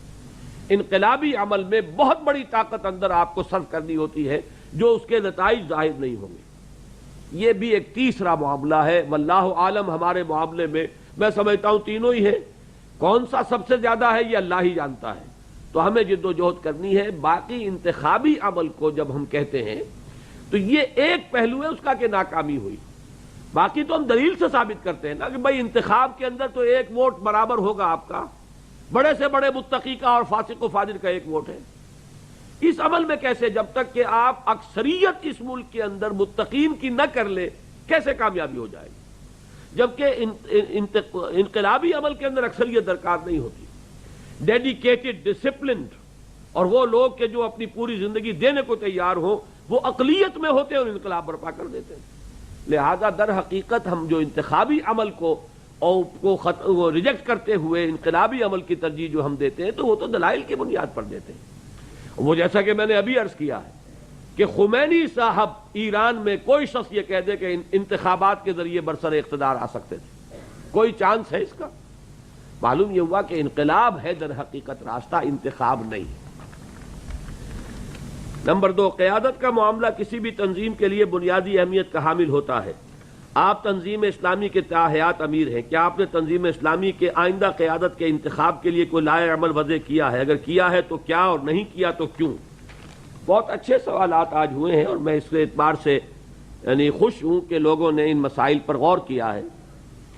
ہم نے ابھی تک کوئی معاملہ طے نہیں کیا، البتہ ہمارے سامنے 4 راستے موجود ہیں، اس لیے کہ ہمارے لیے تو نمونہ جو ہے حضور اور صحابہ کرام ہیں۔ حضور نے اپنی جانشینی کا معاملہ طے نہیں فرمایا، گویا کہ اپنی امت پر آپ نے اعتماد کا اظہار فرمایا کہ میری امت، میری تربیت کی ہوئی جماعت اس قابل ہے کہ وہ صحیح ترین فیصلہ خود کر لے گی۔ اگرچہ اشارات تھے، امامت نماز کے لیے حضرت ابو بکر کو آگے کیا یہ ہے، لیکن یہ کہ طے نہیں تھا، اس لیے کہ اگر یہ اشارہ فیصلہ کن ہوتا تو کبھی بھی جو انصار کھڑے ہو گئے تھے دعویٰ لے کر وہ کبھی کھڑے نہ ہوتے۔ اگر صراحت کے ساتھ حضور کا کوئی حکم ہوتا تو کیا انصار مدعی بن کر خلافت کے سامنے آ سکتے تھے؟ معاذ اللہ۔ وہ تو حضرت ابو بکر نے ایک حدیث بیان کی تو وہ دستبردار ہو گئے۔ جب حضور نے فرمایا، جب حضرت ابو بکر نے فرمایا کہ حضور نے ارشاد فرمایا الائمۃ من قریش، بات ختم ہو گئی۔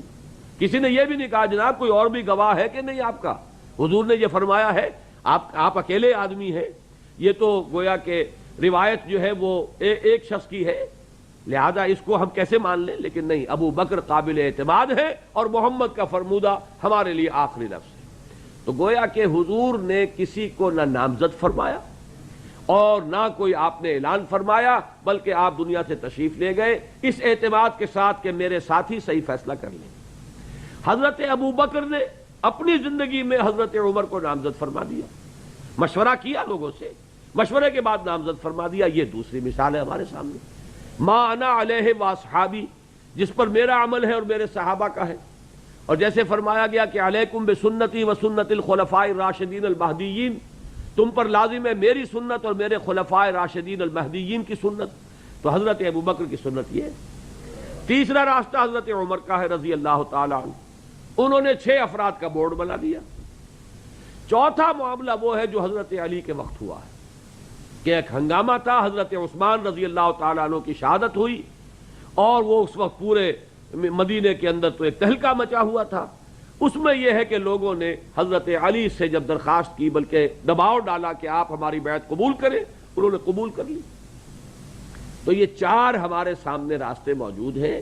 اللہ تعالیٰ ان میں سے کسی ایک کی طرف ہو سکتا ہے کہ کوئی رجحان میرا پیدا ہو جائے، ہو سکتا ہے میں کسی کو نامزد کر دوں اپنے ساتھیوں کے مشورے سے، لیکن اسے ہم اوپن رکھ رہے ہیں. یہ بھی ہو سکتا ہے کہ بالکل اسی طریقے سے اچانک آج ہی میری موت ہو جائے، میں نے ابھی نہ کسی کو نامزد کیا نہ کچھ ہے. اگر اللہ کو خیر مطلوب ہے تنظیم اسلامی سے تو وہ تنظیم اسلامی کے رفقا کو کسی نہ کسی شخص پہ جمع کر دے گا انشاءاللہ العزیز. لیکن یہ کہ ہمارے لیے اس میں کوئی تشویش کی بات نہیں. ہمارے سامنے تو راستہ جو ہے ایسا کھلا ہوا ہے بالکل کہ جس میں کوئی اشتباہ نہیں. حضور کا طریقہ، ابو بکر کا طریقہ، عمر کا طریقہ، اور اس کے بعد شہادت عثمان کے بعد جو کچھ ہوا. ہم یہ کہہ سکتے ہیں کہ سب سے زیادہ جو چیز ناپسندیدہ ہے وہ شہادت عثمان کے بعد کا طریقہ، کیونکہ امت تقسیم ہو گئی. بعض نے حضرت علی کو مانا، بعض نے نہیں مانا.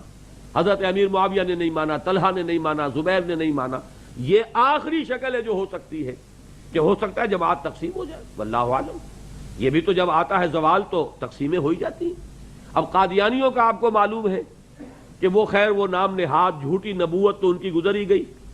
ایک خلافت بھی گزر گئی جن میں اختلاف نہیں ہوا، حکیم نور الدین کی خلافت. دوسری خلافت پر آ کر جماعت تقسیم ہو گئی، ایک وہ لاہوری ہو گئے، ایک وہ قادیانی ہو گئے. یہ ساری چیزیں دنیا میں ہوتی ہیں. کیا ہوگا یہ اللہ بہتر جانتا ہے. لیکن ہمارے سامنے جو ہے اصول اس میں وہ حضور کا طریق عمل اور صحابہ کرام کا اور خلفائے راشدین کا طرز عمل. زاہد علی خان صاحب، آپ کی کل کی تقریر کے حوالے سے 2 باتیں اچانک ذہن میں آئیں، تردید یا تائید چاہتا ہوں. یہود اور مسلمان جوتیوں کی طرح ایک ہوں والی حدیث سے ہم کہہ سکتے ہیں کہ جس طرح یہ قوم تقریباً 1900 برس باقی رہی، اسی طرح مسلمان بھی اتنا ہی عرصہ رہیں گے اور پھر قیامت آ جائے گی. نہیں، میرا خیال میں یہ بات آپ کی صحیح نہیں ہے. اصل میں تو حالات کے اعتبار سے ہے، یہ ضروری نہیں ہے کہ زمانی اعتبار سے بھی وہی بات ہو. یہودیوں کا تو اب تک چل رہا ہے دور، 1900 برس میں ختم تو نہیں ہو گیا. اور وہ جو میں نے آیت آپ کو سنائی تھی، زیادہ وقت نہیں تھا، کہ عسیٰ ربکم ان یرحمکم وان عدتم عدنا. اگر تم قرآن کے دامن میں آ جاتے ہو، محمد الرسول اللہ کے دامان رحمت میں آ جاتے ہو، تو رحمت خداوندی اب بھی تمہیں خوش آمدید کہے گی، ورنہ پھر وہی کچھ ہوگا، تم پر عذاب کے کوڑے برسیں گے. تو یہ 1900 یعنی 19ویں صدی 20ویں صدی عیسوی میں جو ہٹلر نے کیا ہے ان کے ساتھ، وہی ملینز کی تعداد میں یہودی قتل کیے گئے. آپ شاید مانتے ہی نہ کہ 6 لاکھ یہودی نبوکدنضر نے قتل کر دیے. اگر اس صدی میں یہی بات نہ ہوتی کہ ملینز کی تعداد ہے ان کی، یعنی 10 لاکھ کا 1 ملین بنتا ہے، 4 یا 5 یا 6 ملین یہودی ہیں جو ہٹلر نے قتل کیے. اور قتل کرنے کے لیے اسپیشل پلانٹ بنائے اس نے، اس لیے کہ اتنے آدمیوں کو قتل کرنے میں بھی وقت لگتا ہے. پھر یہ کہ ان کی ڈیڈ باڈیز کو ڈسپوز آف کرنے کا مسئلہ ہے، کتنی لیبر لگے گی ان کو جا کے دفن کرنے کے لیے یا جلانے کے لیے کتنا ایندھن چاہیے.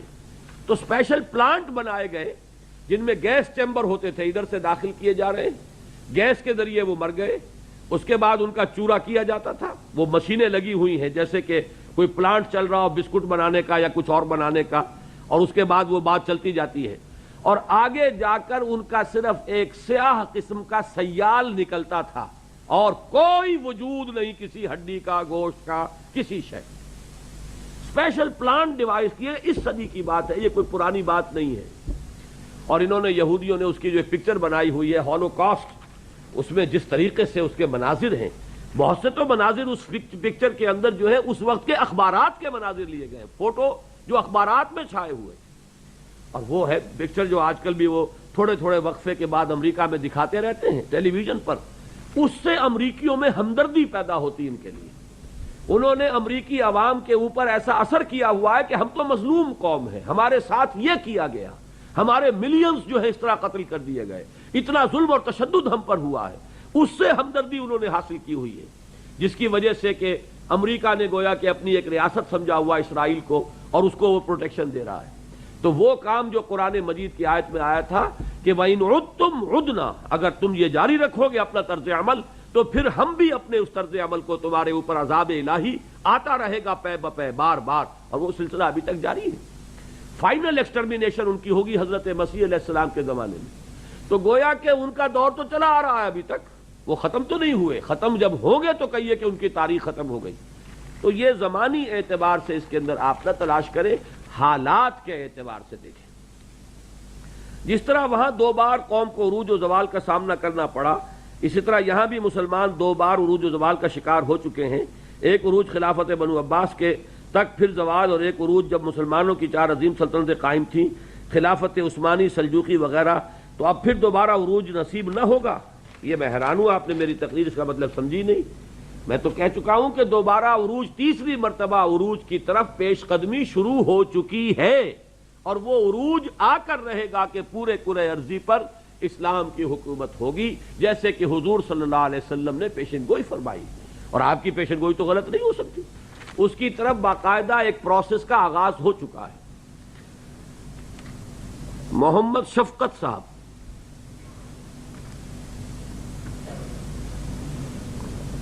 انقلاب ایران تو آ چکا ہے، کیا ہم پاکستان اور عالم اسلام میں انقلاب لا سکتے ہیں؟ ان کا انقلاب کا طریقہ کار، اس کے لیے ہم کو کتنا عرصہ درکار ہوگا؟ ہم اسلام کو دوبارہ پوری دنیا میں دیکھنا چاہتے ہیں۔ آپ کی خواہش بہت مبارک، لیکن اصل بات یہ ہے کہ خواہش سے تو کچھ نہیں ہوتا، اس کے لیے کچھ کرنا پڑتا ہے۔ تو اللہ تعالیٰ آپ کو اس کے لیے ہمت اور محنت کرنے کی توفیق عطا فرمائے۔ باقی یہ کہ ایران کا انقلاب، میں اس کے بارے میں کچھ بحث نہیں کیا کرتا۔ اجمالاً یہ کہ میں اسے نہ اسلامی انقلاب سمجھتا ہوں نہ حقیقی انقلاب سمجھتا ہوں۔ وہ تو ایک ظاہری انقلاب تھا، ایک سیاسی عمل کے نتیجے میں ایک تبدیلی آئی ہے، اور وہ جوائنٹ ایک ایکشن تھا، اس میں کمیونسٹ بھی شامل تھے، شاہ کے خلاف ایک تحریک اٹھی، اور ایک وقت میں علماء نے اسے ہائی جیک کر لیا، اسے ہائی جیکنگ کہیں یا اسے کو کہیں۔ اصل انقلاب وہ نہیں تھا۔ اصل انقلاب کا مثال ہمارے سامنے جو ہے وہ ایک ہی ہے، وہ محمد الرسول اللہ صلی اللہ علیہ وسلم، ہمارا آئیڈیل وہ ہے۔ باقی یہ کہ پاکستان میں کتنا عرصہ لگے گا، اس کے بارے میں کچھ نہیں جانتا۔ قرآن مجید میں حضور سے بھی کہا گیا ہے سورہ انبیاء میں، قل ان ادری اقریب ام بعید ما توعدون، اے نبی ان سے کہہ دیجئے کہ مجھے کچھ معلوم نہیں کہ جس عذاب کی تمہیں خبر دی جا رہی ہے وہ قریب آ چکا ہے یا ابھی دور ہے، میں یہ نہیں جانتا۔ کب ہوگا یہ میں نہیں جانتا، قیامت کب آئے گی میں نہیں جانتا۔ اصل میرا کام کیا ہے، میں تو تمہیں دین کی طرف بلا رہا ہوں، جس سے سمجھ میں آ جائے، من ابصر فلنفسہ ومن عمی فعلیہا، اگر کوئی شخص راستہ دیکھتا ہے، آ جاتا ہے صحیح راستے کی طرف، اس کا فائدہ اسی کو ہوگا، آنکھیں بند کر لیتا ہے، منہ موڑ لیتا ہے، اس کا نقصان اسی کو ہوگا۔ تو اصل میں اس فکر میں نہیں پڑنا چاہیے کب ہوگا، اس کے لیے تو یہ ہے کہ اپنا فرض جو ہے آدمی پہچانے اور اس کو ادا کرنے کے لیے کمر کس لے۔ گرمی بہت شدید ہو گئی۔ زاہد علی خان صاحب، ابن عابد علی خان صاحب، ابن محمود علی خان صاحب، یہ 3 پشتوں کے نام درج کر دیے آپ نے، ماشاءاللہ۔ کہاں ہے؟ اچھا اچھا اچھا، اتنے بڑے خان صاحب ہیں۔ سوال نمبر 1، آپ کی کل کی تقریر امت مسلمہ اور اس کا ماضی حال مستقبل کل پیر کو سنی، بہت ہی اچھی لگی، پسند آئی۔ آپ کی کتاب سرف گندیم اور اس کے مضمون امت مسلمہ کا عروج و زوال کا اردو ترجمہ بھی میں نے پڑھا ہے۔ آپ کی سب کتابیں میں نے پڑھی، اور میں ندا و میثاق حکمت قرآن باضابطہ مکمل قاری ہوں، اور سب کا ریکارڈ یہ ہے۔ اب یہ سوال کریں نا کیا ہے، بنی اسرائیل کی طرح امت مسلمہ پر بھی عذاب کا کوڑا ایک دوسری قوم نے برسایا، دونوں دفعہ، اور اسی طرح امت مسلمہ پر عذاب الہی کا پہلا کوڑا عربوں پر غیر قوموں کی طرف سے ہوا، جی اب مسلمانوں پہ وہی صورت ان کے خیال میں نہیں ممکن۔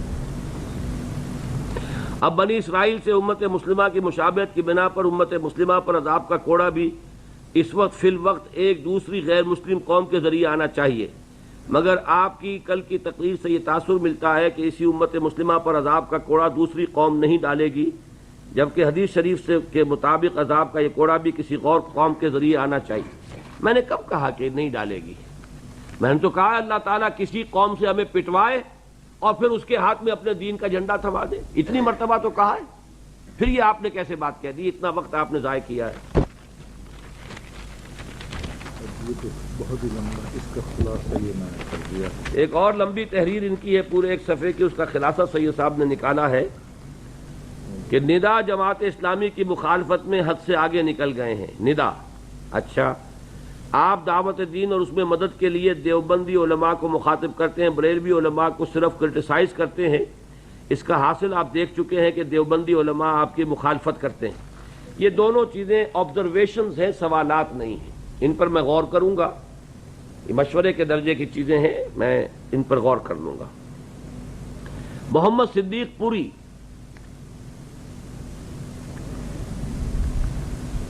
اس وقت دنیا میں مسلمان جس ذلت اور رسوائی سے دوچار ہیں اس کی سب سے بڑی وجہ آپس کے اختلافات ہیں جن سے اتحاد پارا پارا ہو گیا ہے، اس لیے وقت کی اہم ترین ضرورت مسلمانوں میں اتحاد پیدا کرنا ہے۔ علامہ اقبال نے بھی فرمایا تھا، ایک ہو مسلم حرم کی پاسبانی کے لیے، نیل کے ساحل سے لے کر تا بخا کے کاشغر۔ اس کے بارے میں سید صاحب نے لکھا کہ یہ جواب دیا جا چکا ہے، البتہ جس چیز کا جواب دینا ہے وہ دوسرا سوال ہے۔ آپ نے اپنی تقریر میں فرمایا تھا کہ اس وقت ہمارے ملک کے جو حالات ہیں اور ایک عورت سربراہ بن گئی ہے، یہ عذاب الہی ہے۔ اب آپ اس عذاب سے نجات کا راستہ قرآن پاک اور حدیث کی روشنی میں بتائیں۔ وہ تو میں نے بتایا ہے کہ جب تک آپ انقلاب برپا نہیں کریں گے، خرابی تو ایک عورت کی سربراہی کیا، سب سے بڑا عذاب یہ ہے کہ میں اور آپ ہر دانہ گندم کا جو کھا رہے ہیں اس میں سود شامل ہے۔ اس سے بڑا عذاب کوئی ہوگا؟ حرام مطلق چیز جو ہے، ایسا حرام جس سے زیادہ حرام کوئی شے نہیں۔ سود وہ ہے جس پر کہ اللہ تعالیٰ اور اللہ کے رسول کی طرف سے اعلان جنگ ہے، جس کے بارے میں فرمایا گیا کہ الربا 70 جزءا، اس سود کے گناہ کے 70 حصے ہیں، ایسروہا، سب سے ہلکا جو ہے اس میں سے اس کے مساوی ہے ان ینکح الرجل امہ، کہ کوئی شخص اپنی ماں سے زنا کرے۔ وہ میرے اور آپ کے حلق کے اندر جا رہا ہے، پوری قوم سودی قرضے کے اندر جو ہے بندھی ہوئی ہے۔ ہر بچہ جو پیدا ہوتا ہے وہ 23-24 ہزار روپے کا سودی قرضے کا مقروض ہوتا ہے۔ امریکہ شریف کو ہمارا جو ہے، ہماری آمدنی کا بڑا حصہ جو ہے سود کے اندر ہر سال چلا جاتا ہے۔ جا کے خوشامدیں کرتے ہیں ہمارے جو وزرائے ہوتے ہیں مالیات کہ خدا کے لیے ہماری ذرا شرط ذرا کم کر دو سود کی، قرضے کی ادائیگی کے معاملے میں، یہی سب سے بڑی کامیابی ہو۔ تو معلوم یہ ہوا کہ عذاب کی کوئی ایک شکل نہیں ہے۔ پھر اس کی عذاب کی دوسری شکل آپس میں جو ٹکرا رہے ہیں، جو سندھی اور مہاجر اور پٹھان اور مہاجر اور کبھی بلوچی اور پٹھان، ان کی آپس میں جو گولیاں چلتی ہیں، یہ اس سے کہیں بڑا عذاب ہے۔ تو عذاب کی تو اتنی شکلیں ہیں، لیکن یہ سارا عذاب جو ہے وہ ہاتھی کے پاؤں میں سب کا پاؤں والی بات ہے۔ ایک علاج ہے اسلامی انقلاب، پورا نظام بدلو گے تب یہ چیزیں ہیں جن سے نجات حاصل ہوگی، ورنہ ایک ایک برائی کے خلاف آپ کرتے جائیے، کچھ بھی نتیجہ نہیں نکلے گا۔ محمد صدیق صاحب، ایک تو صدیق پوری ہیں، یہ کوئی اور صدیق صاحب ہے، الیکٹریشین، اورنگی ٹاؤن سے۔ اقتدار کے بارے میں یہ کہا جاتا ہے کہ اللہ تعالیٰ جسے چاہے اقتدار عطا کر دے اور جس سے چاہے چھین لے، تو پھر موجودہ حکومت پر صرف اس لیے تنقید کیوں کی جاتی ہے کہ اس کی سربراہ عورت ہے، اور پھر عزت اور ذلت بھی اللہ کے ہاتھ میں ہے، جبکہ بڑے بڑے علماء کی موجودگی میں ایک عورت کو حکومت عطا کی گئی۔ بات اصل میں یہ ہے، اس کو سمجھ لیجئے، قرآن مجید میں یہ بھی تو آتا ہے کہ اللہ تعالیٰ جس کو چاہتا ہدایت دیتا ہے، جس کو چاہتا گمراہ کر دیتا ہے۔ اس کا مطلب ہے ہم ہدایت کی دعوت نہ دیں، کوشش نہ کریں، گمراہی کو ختم کرنے کی جد و جہد نہ کریں۔ یہ تو در حقیقت دونوں باتیں اپنی جگہ صحیح ہیں، اصل فیصلہ تو اللہ کا ہے، لیکن محنت تو ہماری ہے نا۔ اللہ تعالیٰ رازق رزق وہ دیتا ہے، لیکن محنت ہم کرتے ہیں، کارخانے میں کریں، دکان میں کریں، دفتر میں کریں، کہیں کریں، اینٹیں اٹھائیں، یہ محنت ہم کرتے ہیں، لیکن رازق اللہ ہے۔ اسی طرح اللہ تعالیٰ حکومت جس کو چاہتا ہے دیتا ہے، وہ اس اللہ کا اختیار مطلق ہے۔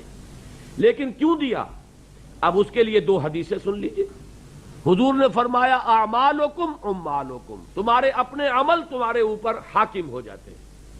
دوسری حدیث میں فرمایا کما تکونون کذالک یؤمر علیکم، جیسے تم خود ہوگے ایسے ہی تم پر حکمران مقرر ہو جائیں گے۔ تو میں نے عرض کیا تھا نا کل کہ جو لوگ بہت چیختے چلاتے ہیں عورت بے پردہ عورت اور مغرب زدہ عورت کی حکومت بن گئی، وہ یہ سوچیں کہ ہر شخص جس کے گھر میں شرعی پردہ نہیں ہے اس نے اس کے اندر حصہ لیا ہے، وہ مجرم ہے اس کا، کہ اپنی تہذیب کی بنیادیں انہوں نے ڈھا دی، اپنے دین کے جو حصار سے وہ نکل آئے، عورتوں کو گھروں سے باہر نکال کر دفتروں میں پہنچا دیا، کہاں کہاں پہنچا دیا۔ اب وہ ایک قدم اور آگے بڑھ کر ایوان حکومت میں پہنچ گئی، پہلے بھی وزراء تو تھیں۔ اور میں کل غور کر رہا تھا کہ یہ بھی سب سے بڑی لعنت جو ہے یہ مہاجرین کے ذریعے سے اس ملک میں آئی تھی۔ سب سے پہلی عورت وزیر بنی تھی کون؟ بیگم زاہدہ خلیق الزماں، وہ پہلی وزیر بنی تھی پاکستان کے اندر، اس سے پہلے کسی عورت کا وزیر کے ہونے کی حیثیت سے یہاں پر کوئی وجود نہیں تھا۔ سب سے پہلی سفیر بنی اور آخری سفیر، اور وہ بیگم رانا لیاقت علی خان یہ بنی۔ تو یہ تو در حقیقت وہی راستہ ہے جس کو کہ ہم نے خود شروع کیا اور اس کے نتیجے میں اب یہاں تک ہم پہنچ گئے۔ تو یہ ہے ایک پہلو، لیکن ظاہر بات ہے کہ اللہ تعالیٰ اگر روکنا لگا دیتا روک تو روک لگ جاتی، لیکن اللہ تعالیٰ جو ہے وہ زبردستی کی روک نہیں لگاتا، جو تمہارے عمل ہیں جیسے تم ہوگے ویسے ہی تم پر حکمران ہو جائیں گے۔ تو یہ ہمارے اپنے کرتوت ہیں، ہمارے اپنے ہاتھوں کی کمائیاں ہیں، ہم نے خود یہ راستہ اختیار کیا جس کا یہ نتیجہ نکلا ہے، اللہ تعالیٰ ظلم کرنے والا نہیں۔ محمد فاروق صاحب،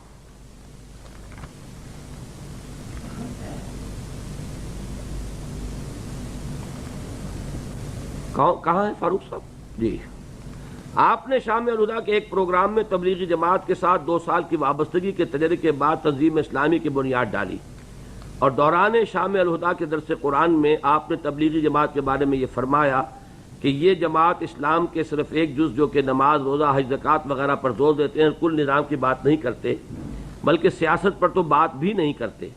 نیز آپ نے یہ بھی فرمایا تھا کہ انہوں نے دین کو پھاڑ دیا، اور اس ضمن میں ایک حدیث بھی بیان کی جس میں اللہ تعالیٰ نے جبرائیل کو حکم دیا تھا کہ کیا فلاں بستی کو الٹ دو، لیکن اب آپ کے پروگرامات میں آپ یہ فرماتے ہیں کہ یہ بھی کرنے کا ایک کام ہے۔ ماضی اور حال کے اس بیان نے مجھے الجھن میں ڈال دیا ہے۔ میں جس شے میں جو خیر ہے اس کو ماننا ضروری سمجھتا ہوں۔ ہماری عادت یہ ہو گئی ہے، اور آپ کی تحریر سے معلوم ہوتا ہے کہ آپ بھی اسی عادت میں مبتلا ہیں، اس عادت سے کسی طرح چھٹکارا حاصل کیجیے۔ عادت یہ ہو گئی ہے کہ جس کو صحیح سمجھا 100% صحیح سمجھا، اس میں تو کوئی خرابی ہے ہی نہیں، اس سے محبت ہو گئی تو اس کا عیب بھی خوبی نظر آتا ہے، اور جس سے اختلاف ہوا معلوم ہوا اس میں کوئی خیر کا پہلو ہے ہی نہیں، وہ خرابی ہی خرابی ہے، مجسم شر ہے۔ حالانکہ در حقیقت اس دور میں ہمارے ہاں جو چیزیں اشخاص ملیں گے یا جماعتیں ملیں گی، کوئی پہلو اچھائی کا ہے، کوئی پہلو کمی کا ہے۔ اچھائی کے پہلو کو بھی سمجھیے، کمی کے پہلو کو بھی سمجھیے، اچھائی کے پہلو کی تعریف کیجیے اور کمی کی پہلو جو ہے اس کی نشاندہی کیجیے۔ تبلیغی جماعت کا ایک بہت بڑا میں سمجھتا ہوں کارنامہ ہے کہ اس نے ایک بڑے پیمانے پر لوگوں کو متحرک کیا ہے مذہب کے لیے۔ وہ نکلتے ہیں، اپنا کھاتے ہیں، اپنا خرچ کرتے ہیں، جاتے ہیں، وقت صرف کرتے ہیں، اور ظاہر بات ہے کہ کوئی اور مقصد ان کا نہیں ہے سوائے مذہب کے، اگرچہ ان کا تصور مذہب محدود ہے۔ اب یہ دوسرا پہلو ہے اس کا، لہذا اس کی بالکل نفی کر دینا بھی غلط، اور یہ سمجھنا کہ بس کام یہی ہے اور کل یہی ہے، یہ بھی غلط۔ تو جو بات صحیح ہے وہ میں مانتا ہوں، تسلیم کرتا ہوں، اس میں ان کی مدح بھی کرتا ہوں، تعریف بھی کرتا ہوں، اور ان کا جو کریڈٹ ہے وہ ان کو دینا چاہیے۔ جو کمی ہے، جو میرے خیال کے مطابق کمی، اسے بھی بیان کرتا ہوں۔ تو ان دونوں چیزوں میں کوئی تضاد نہیں ہے۔ تضاد در حقیقت ہمارے اس طرز عمل میں حضور کی حدیث ہے، حبک الشیء یعمیک ویسم، تمہارا کسی سے محبت کرنا تمہیں اندھا بہرا بنا دیتا ہے۔ جس سے محبت ہو گئی اس کا کوئی عیب نظر نہیں آئے گا، اب عیب کو بھی آپ خوبی سمجھیں گے، یقیناً اس میں بھی کوئی خوبی کا پہلو ہے، اس لیے کہ آپ کو اس سے محبت ہے، اور جس سے نفرت ہو گئی اس میں کوئی خوبی نظر نہیں آئے گی۔ یہ ہے در حقیقت اب میرا معاملہ کیا ہے۔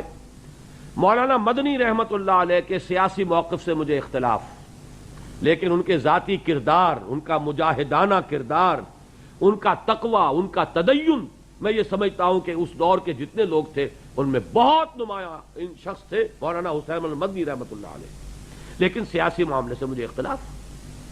علامہ اقبال کے دینی فکر سے مجھے اتفاق، لیکن میں یہ کیا برملا تسلیم کرتا ہوں کہ وہ کوئی عامل مسلمان نہیں تھے، عملی نہیں تھے۔ نماز روزے کی جو پابندی ہونی چاہیے وہ بھی اس درجے کی موجود نہیں تھی کہ جو عام مسلمان میں ہونی چاہیے۔ یہ معاملہ اپنی جگہ پر ہے۔ آخری دن بھی ان کی شیو ہوئی ہے، زندگی کا آخری دن جو ہے، آخری صبح، اس میں بھی شیو ہوئی ہے۔ عشق رسول اپنی جگہ پر ہے اور عمل ان کا یہ ہے۔ تو میں ان کے فکر کی تعریف کرتا ہوں، لیکن یہ کہ ان کے عمل کو میں نے کبھی ثبوت نہیں بنایا کہ چونکہ وہ شیو کرتے تھے لہذا اب وہ سنت رسول جو ہے اس کو چھوڑ کر اور سنت علامہ اقبال ہمیں اختیار کر لینی چاہیے، معاذ اللہ، یہ نہیں۔ تو ہمیں اس دور میں غنیمت سمجھنا چاہیے۔ میں نے ایک مرتبہ بڑی مفصل تقریر کی تھی۔ ایک ہوتا ہے علم، ایک ہوتا ہے فکر، ایک ہے ذکر، ایک ہے عمل۔ چار گوشے ہمارے دین کے، یہ چاروں چیزیں کسی میں آپ کو یکجا اس دور میں مشکل ہے کہ نظر آئے۔ کسی کے ہاں عمل بہت اونچا ہے، علم بہت کم ہے بیچارے کا۔ کسی کا علم تو بہت ہے، فہم اور فکر نہیں ہے اتنی، تھاٹ جسے کہتے ہیں، ایک جامع منظم مربوط نظام فکر نہیں ہے، علم بہت ہے۔ قال اللہ قال الرسول، عربی زبان اور احادیث کا یوں سمجھیے کہ بڑا ذخیرہ جو ہے وہ دماغ میں موجود ہے، لیکن جسے ایک انٹیگریٹڈ تھاٹ کہا جاتا ہے وہ نہیں ہے۔ کسی کے ہاں ذکر ہے، فکر نہیں ہے۔ کسی کے ہاں علم ہے، عمل نہیں ہے۔ فکر ہے، عمل نہیں۔ تو جو بھی کچھ ہے اس کو مانیے اور جو کمی ہے اس کا بھی اعتراف کیجئے اور اپنی طرف سے کوشش کیجئے کہ ہم جہاں جہاں سے خیر ہے وہ لے لیں۔ خذ ما صفا دع ما قدر، جہاں جو چیز اچھی ہے لے لیں، جو خرابی ہے اس کو ترک کر دیں۔ محمد حسین بلوچ صاحب،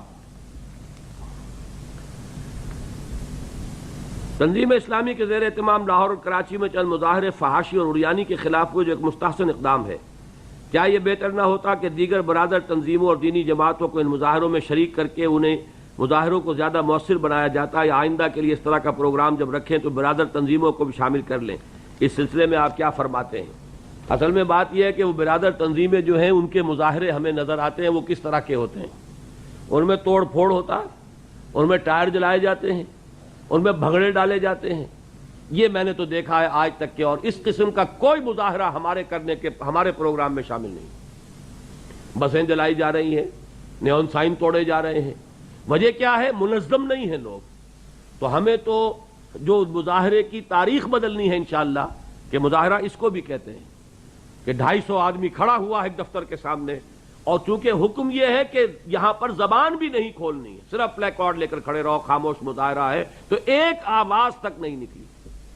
یہ منظم کرنے کی کوشش ہے، اور اس طریقے پر آگے جب وقت آئے گا، اللہ کرے کہ ہماری اتنی طاقت ہو، پھر ہم چیلنج کریں گے۔ ابھی تو درخواست کرتے ہیں کہ ایسا چھوڑ دو خدا کے لیے، پھر ہم چیلنج کریں گے انشاءاللہ کہ اب یہ ہم نہیں ہونے دیں گے۔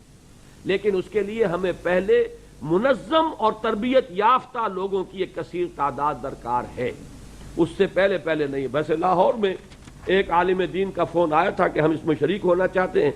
ہم نے کہا صاحب یہ شرائط ہے ہماری، کہنے لگے ٹھیک ہے۔ وہ اپنے کچھ نوجوانوں کو ساتھ لے کر آئے اور شریک ہوئے، اور انہوں نے ہمارے ساتھ تعاون کیا، اور ہمارے ہی قاعدے کے مطابق انہوں نے بھی حصہ لیا۔ اللہ تعالیٰ انہیں اس کا اجر دے۔ محمد احسن صاحب،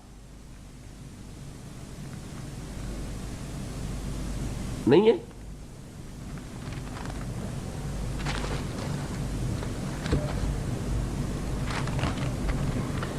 احمد علی خان صاحب،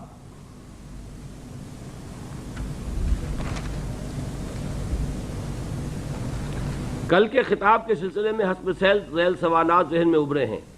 آپ نے امت مسلمہ اور بنی اسرائیل کے موازنے کے سلسلے میں ایک مشہور حدیث ترمذی شریف کی روایت لی تھی، جس میں مثال دی گئی ہے، جوتی کی دی گئی ہے۔ میں یہ کل رات سوچ رہا تھا کہ آپ ذرا لکھتے تو آرام سے، آپ نے تو بڑا تھی کہ حضور اکرم صلی اللہ علیہ وسلم جو کہ افصح العرب تھے، کیوں ایسی حقیر مثال پیش کی؟ اس میں کیا راز یا فلسفہ مضمر ہے؟ عجیب بات ہے۔ یہ سید صاحب نے بھی لکھا ہے سوری کانٹ ریڈ اور فالو۔ میں نے تو کچھ پڑھ بھی لیا ہے اور فالو بھی کر لیا ہے الحمدللہ۔ اصل میں شاید قرآن مجید میں آپ نے الفاظ نہیں دیکھے، بالکل بیان ہی آپ کے سوال کا جواب ہے۔ ان اللہ لا یستحیی ان یضرب مثلا ما بعوضۃ فما فوقها۔ قرآن مجید میں مچھر کی مثال بھی دی گئی ہے، مکھی کی دی گئی ہے، مکڑی کی دی گئی ہے، بیت العنکبوت، مکڑی کا جالا۔ تو اصل میں حقیر شے سے بات نہیں ہوتی مراد، اگر جس شے کی مثال دینی ہے اس کی صحیح صحیح تصویر بن جائے تو مثال کسی شے سے بھی دی جائے، ممثل بہی جو ہے وہ کوئی بھی شے ہو، اصل یہ ہے کہ ممثل لہو جس کے لیے مثال دی جا رہی ہے اس کے لیے وہ صحیح طریقے پر ذہن تک اس بات کو لے آئے۔ قرآن مجید میں حقیر چیزوں کی مثال ہے، تو حضور نے چونکہ مشابہت کی ایک ایسی مثال دینی تھی کہ جن میں ایک پہلو سے اختلاف بھی ہو اور ایک پہلو سے وہ بالکل ایک بھی ہو، تو میرے نزدیک تو بہترین مثال جوتی کی تھی کہ اوپر سے اگر دونوں جوتیاں رکھی ہوئی ہیں تو ان کے رخ جدا ہیں، ان کے جب تلووں کو آپ جوڑ دیں گے تو معلوم ہوتا ہے بالکل ایک ہیں۔ تو یہی مثال ہے کہ وہ تاریخ جو ہے بنی اسرائیل کی جو شروع ہوئی 1300 قبل مسیح سے، اور جب قرآن نازل ہوا تو وہ 600 مسیح کا سن ہے، 7ویں صدی کا آغاز، تو گویا کہ 2000 برس کی تاریخ، اور یہ جو شروع ہو رہی ہے 610 سے اور آج تک چلی آ رہی ہے اور ابھی اور چلے گی، ان کے حالات میں مشابہت جو ہے وہ بالکل اسی طرح کی ہے جیسی کہ ایک جوتی کے جوڑے کے جو دو جوتیاں ہیں ان کے مابین ہوتی۔ تو یہ تو بہترین تمثیل ہے۔ امت مسلمہ کا مستقبل قریب میں جو حشر ہونے والا ہے بھیانک ہے، اس حشر سے بچنے کے لیے کیا تدابیر اختیار کی جا سکتی ہیں؟ وہ تو تدابیر میں نے بیان کی، اسلامی انقلاب کی جدوجہد اور قرآن مجید کی طرف ہماری واپسی، رجوع الی القرآن اور انقلاب اسلامی کی جدوجہد، وہی دو کام جو میں سمجھتا ہوں وہی میں کر بھی رہا ہوں، یہ قرآن مجید کے درس و تدریس اور یہ سارا نظام میرا، اور نمبر 2 یہ کہ تنظیم اسلامی کو قائم کرنے کی اور اس کو بڑھانے کی کوشش کہ جو ایک انقلابی جدوجہد کر سکے۔ محمد عمر خان صاحب،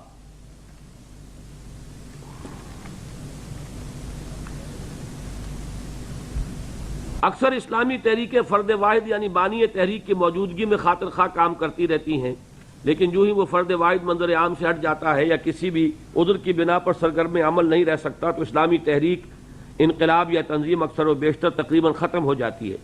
آپ نے اپنی تنظیم میں ایسے حالات کا مقابلہ کرنے کے لیے کوئی متبادل تیار کیا ہے؟ ہم آپ کے زبان سے سننا چاہتے ہیں۔ ویسے تو میں اس کے بارے میں تفصیلاً بیان کر چکا ہوں۔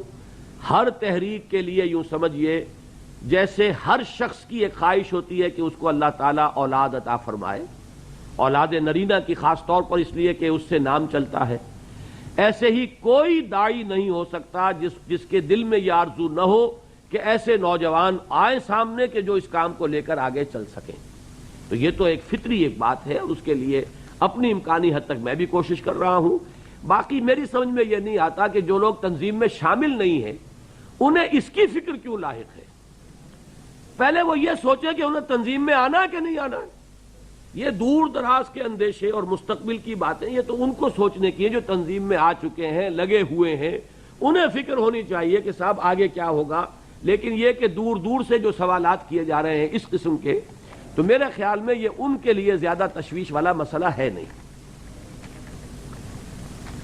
آپ نے جو قرآن کالج اور اکیڈمی کا قیام لاہور میں کیا ہے، کیا اس کی برانچیں کسی اور شہر میں ہیں؟ اگر نہیں ہے تو قائم کرنے کا کوئی ارادہ ہے؟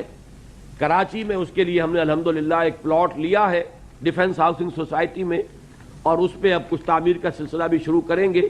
لیکن یہ کہ یہ تو تعاون سے ہوتا ہے یہاں پر۔ وہاں چونکہ میں سن 65 سے درس و تدریس کا کام کر رہا تھا اور ہر ہفتے درس ایک حلقہ بنا، ہمیں کہیں سے کسی باہر کی حکومت سے پیسہ نہیں ملتا، اپنی حکومت سے پیسہ نہیں لیا، وہ جو بھی ہیں وہ وہی جو ہمارے رفقا ہیں، جو ہمارے ساتھی ہیں، ہم خیال ہیں، ان کے تعاون سے وہ کام ہوا ہے۔ یہاں بھی انجمن خدام القرآن قائم ہے، اب اگر اس کو تعاون ملے گا تو کام ہو سکیں گے، ورنہ تو یہ ہے کہ نقشے تو بڑے اعلیٰ بنا کے دیے جا سکتے ہیں، اصل میں تو ان کی تعمیر جو ہے اس کے لیے جو مواد درکار ہے وہ ملے گا تو کام ہوگا۔ تنظیم اسلامی کے ممبران غیر ممالک میں ہیں اور وہاں پر کام کر رہے ہیں یا نہیں، اور وہاں بھی ہر ملک کے مقامی باشندے ہیں یا پاکستانی جا کر وہاں پر کام کر رہے ہیں؟ اصل میں پاکستانی وہاں جا کر کام نہیں کر رہے، بلکہ جو پاکستانی ہندوستانی وہاں جا کر آباد ہو گئے ہیں وہ اگر تنظیم میں بھی آئے ہیں تو وہاں کام کر رہے ہیں۔ باقی یہ کہ جو سعودی عرب وغیرہ ممالک ہیں ان میں تو آپ کو معلوم ہے بہت سخت پابندیاں ہیں جماعت سازی پر اور کوئی کام ہو نہیں سکتے۔ وہاں تو یہ ہے کہ صرف انفرادی سطح پر وہ لوگ جو بھی کام کر سکتے ہیں، کیسٹس وغیرہ کو پھیلانا ہے، کتابیں ہیں، وہ کام وہ کر رہے ہیں۔ لیکن امریکہ وغیرہ میں باقاعدہ تنظیمیں قائم ہیں اور وہ لوگ منظم سطح پر کام کر رہے ہیں۔ لیکن یہ نہیں کہ ہم نے کچھ لوگوں کو اس کام کے لیے وہاں بھیجا ہو، نہیں، ایسا نہیں ہے۔ بلکہ یہ لوگ جو وہاں گئے تھے تعلیم کے لیے، پھر وہیں پر ملازمت وغیرہ اختیار کر کے سیٹل ہو گئے، اب وہ ان کا نہیں ہے کہ وہ وہاں پر رہیں گے تو انہیں وہیں پر کام کرنا ہے۔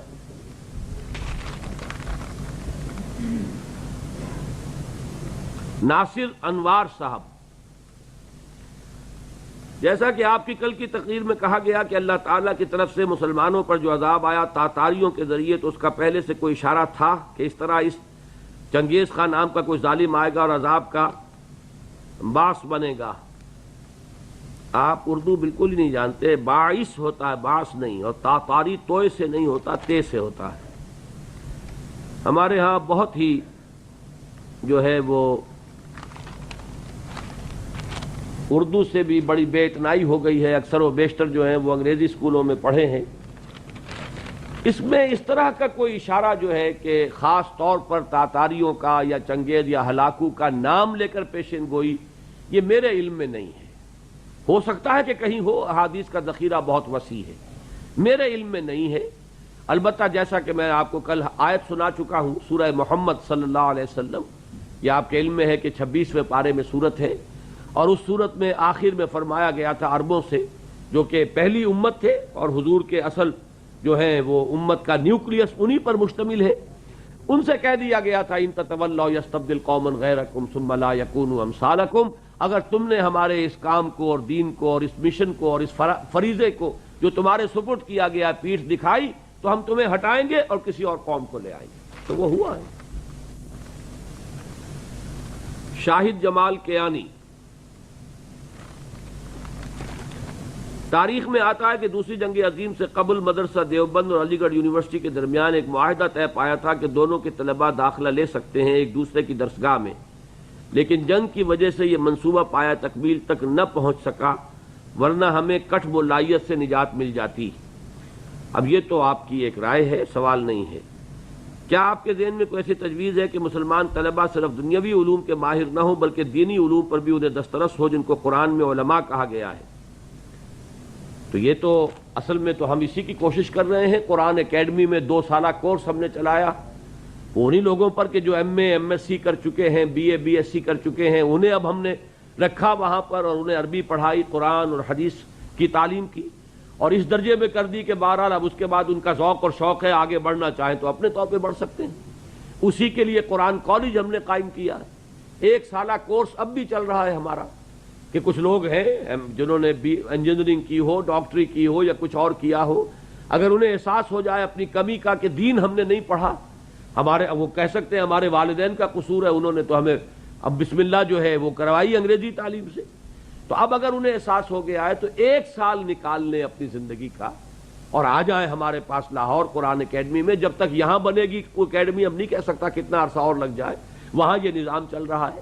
اب 1 اکتوبر سے پھر اس کی ایک کلاس شروع ہونے والی ہے، تو جو حضرات بھی اس میں شرکت فرمائیں۔ باقی قرآن کالج تو ہے ہی اس کام کے لیے کہ دینی اور دنیاوی علوم کو ساتھ ساتھ پڑھایا جائے۔ تنویر اقبال صدیقی صاحب،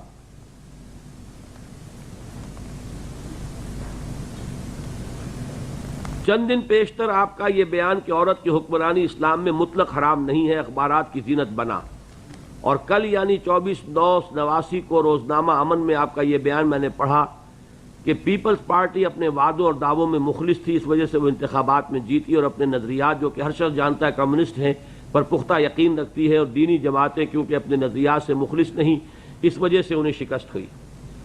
پہلا حصہ جو ہے آپ کا وہ تو اپنی جگہ پر ہے، لیکن یہ بیان تو میری طرف جو منسوب کیا گیا، میں نے تو ایسا کوئی بیان نہیں دیا۔ میں نے صرف ایک بات کہی تھی کہ پیپلز پارٹی نے اسلام کا نعرہ نہیں لگایا، یہ تو میں نے بات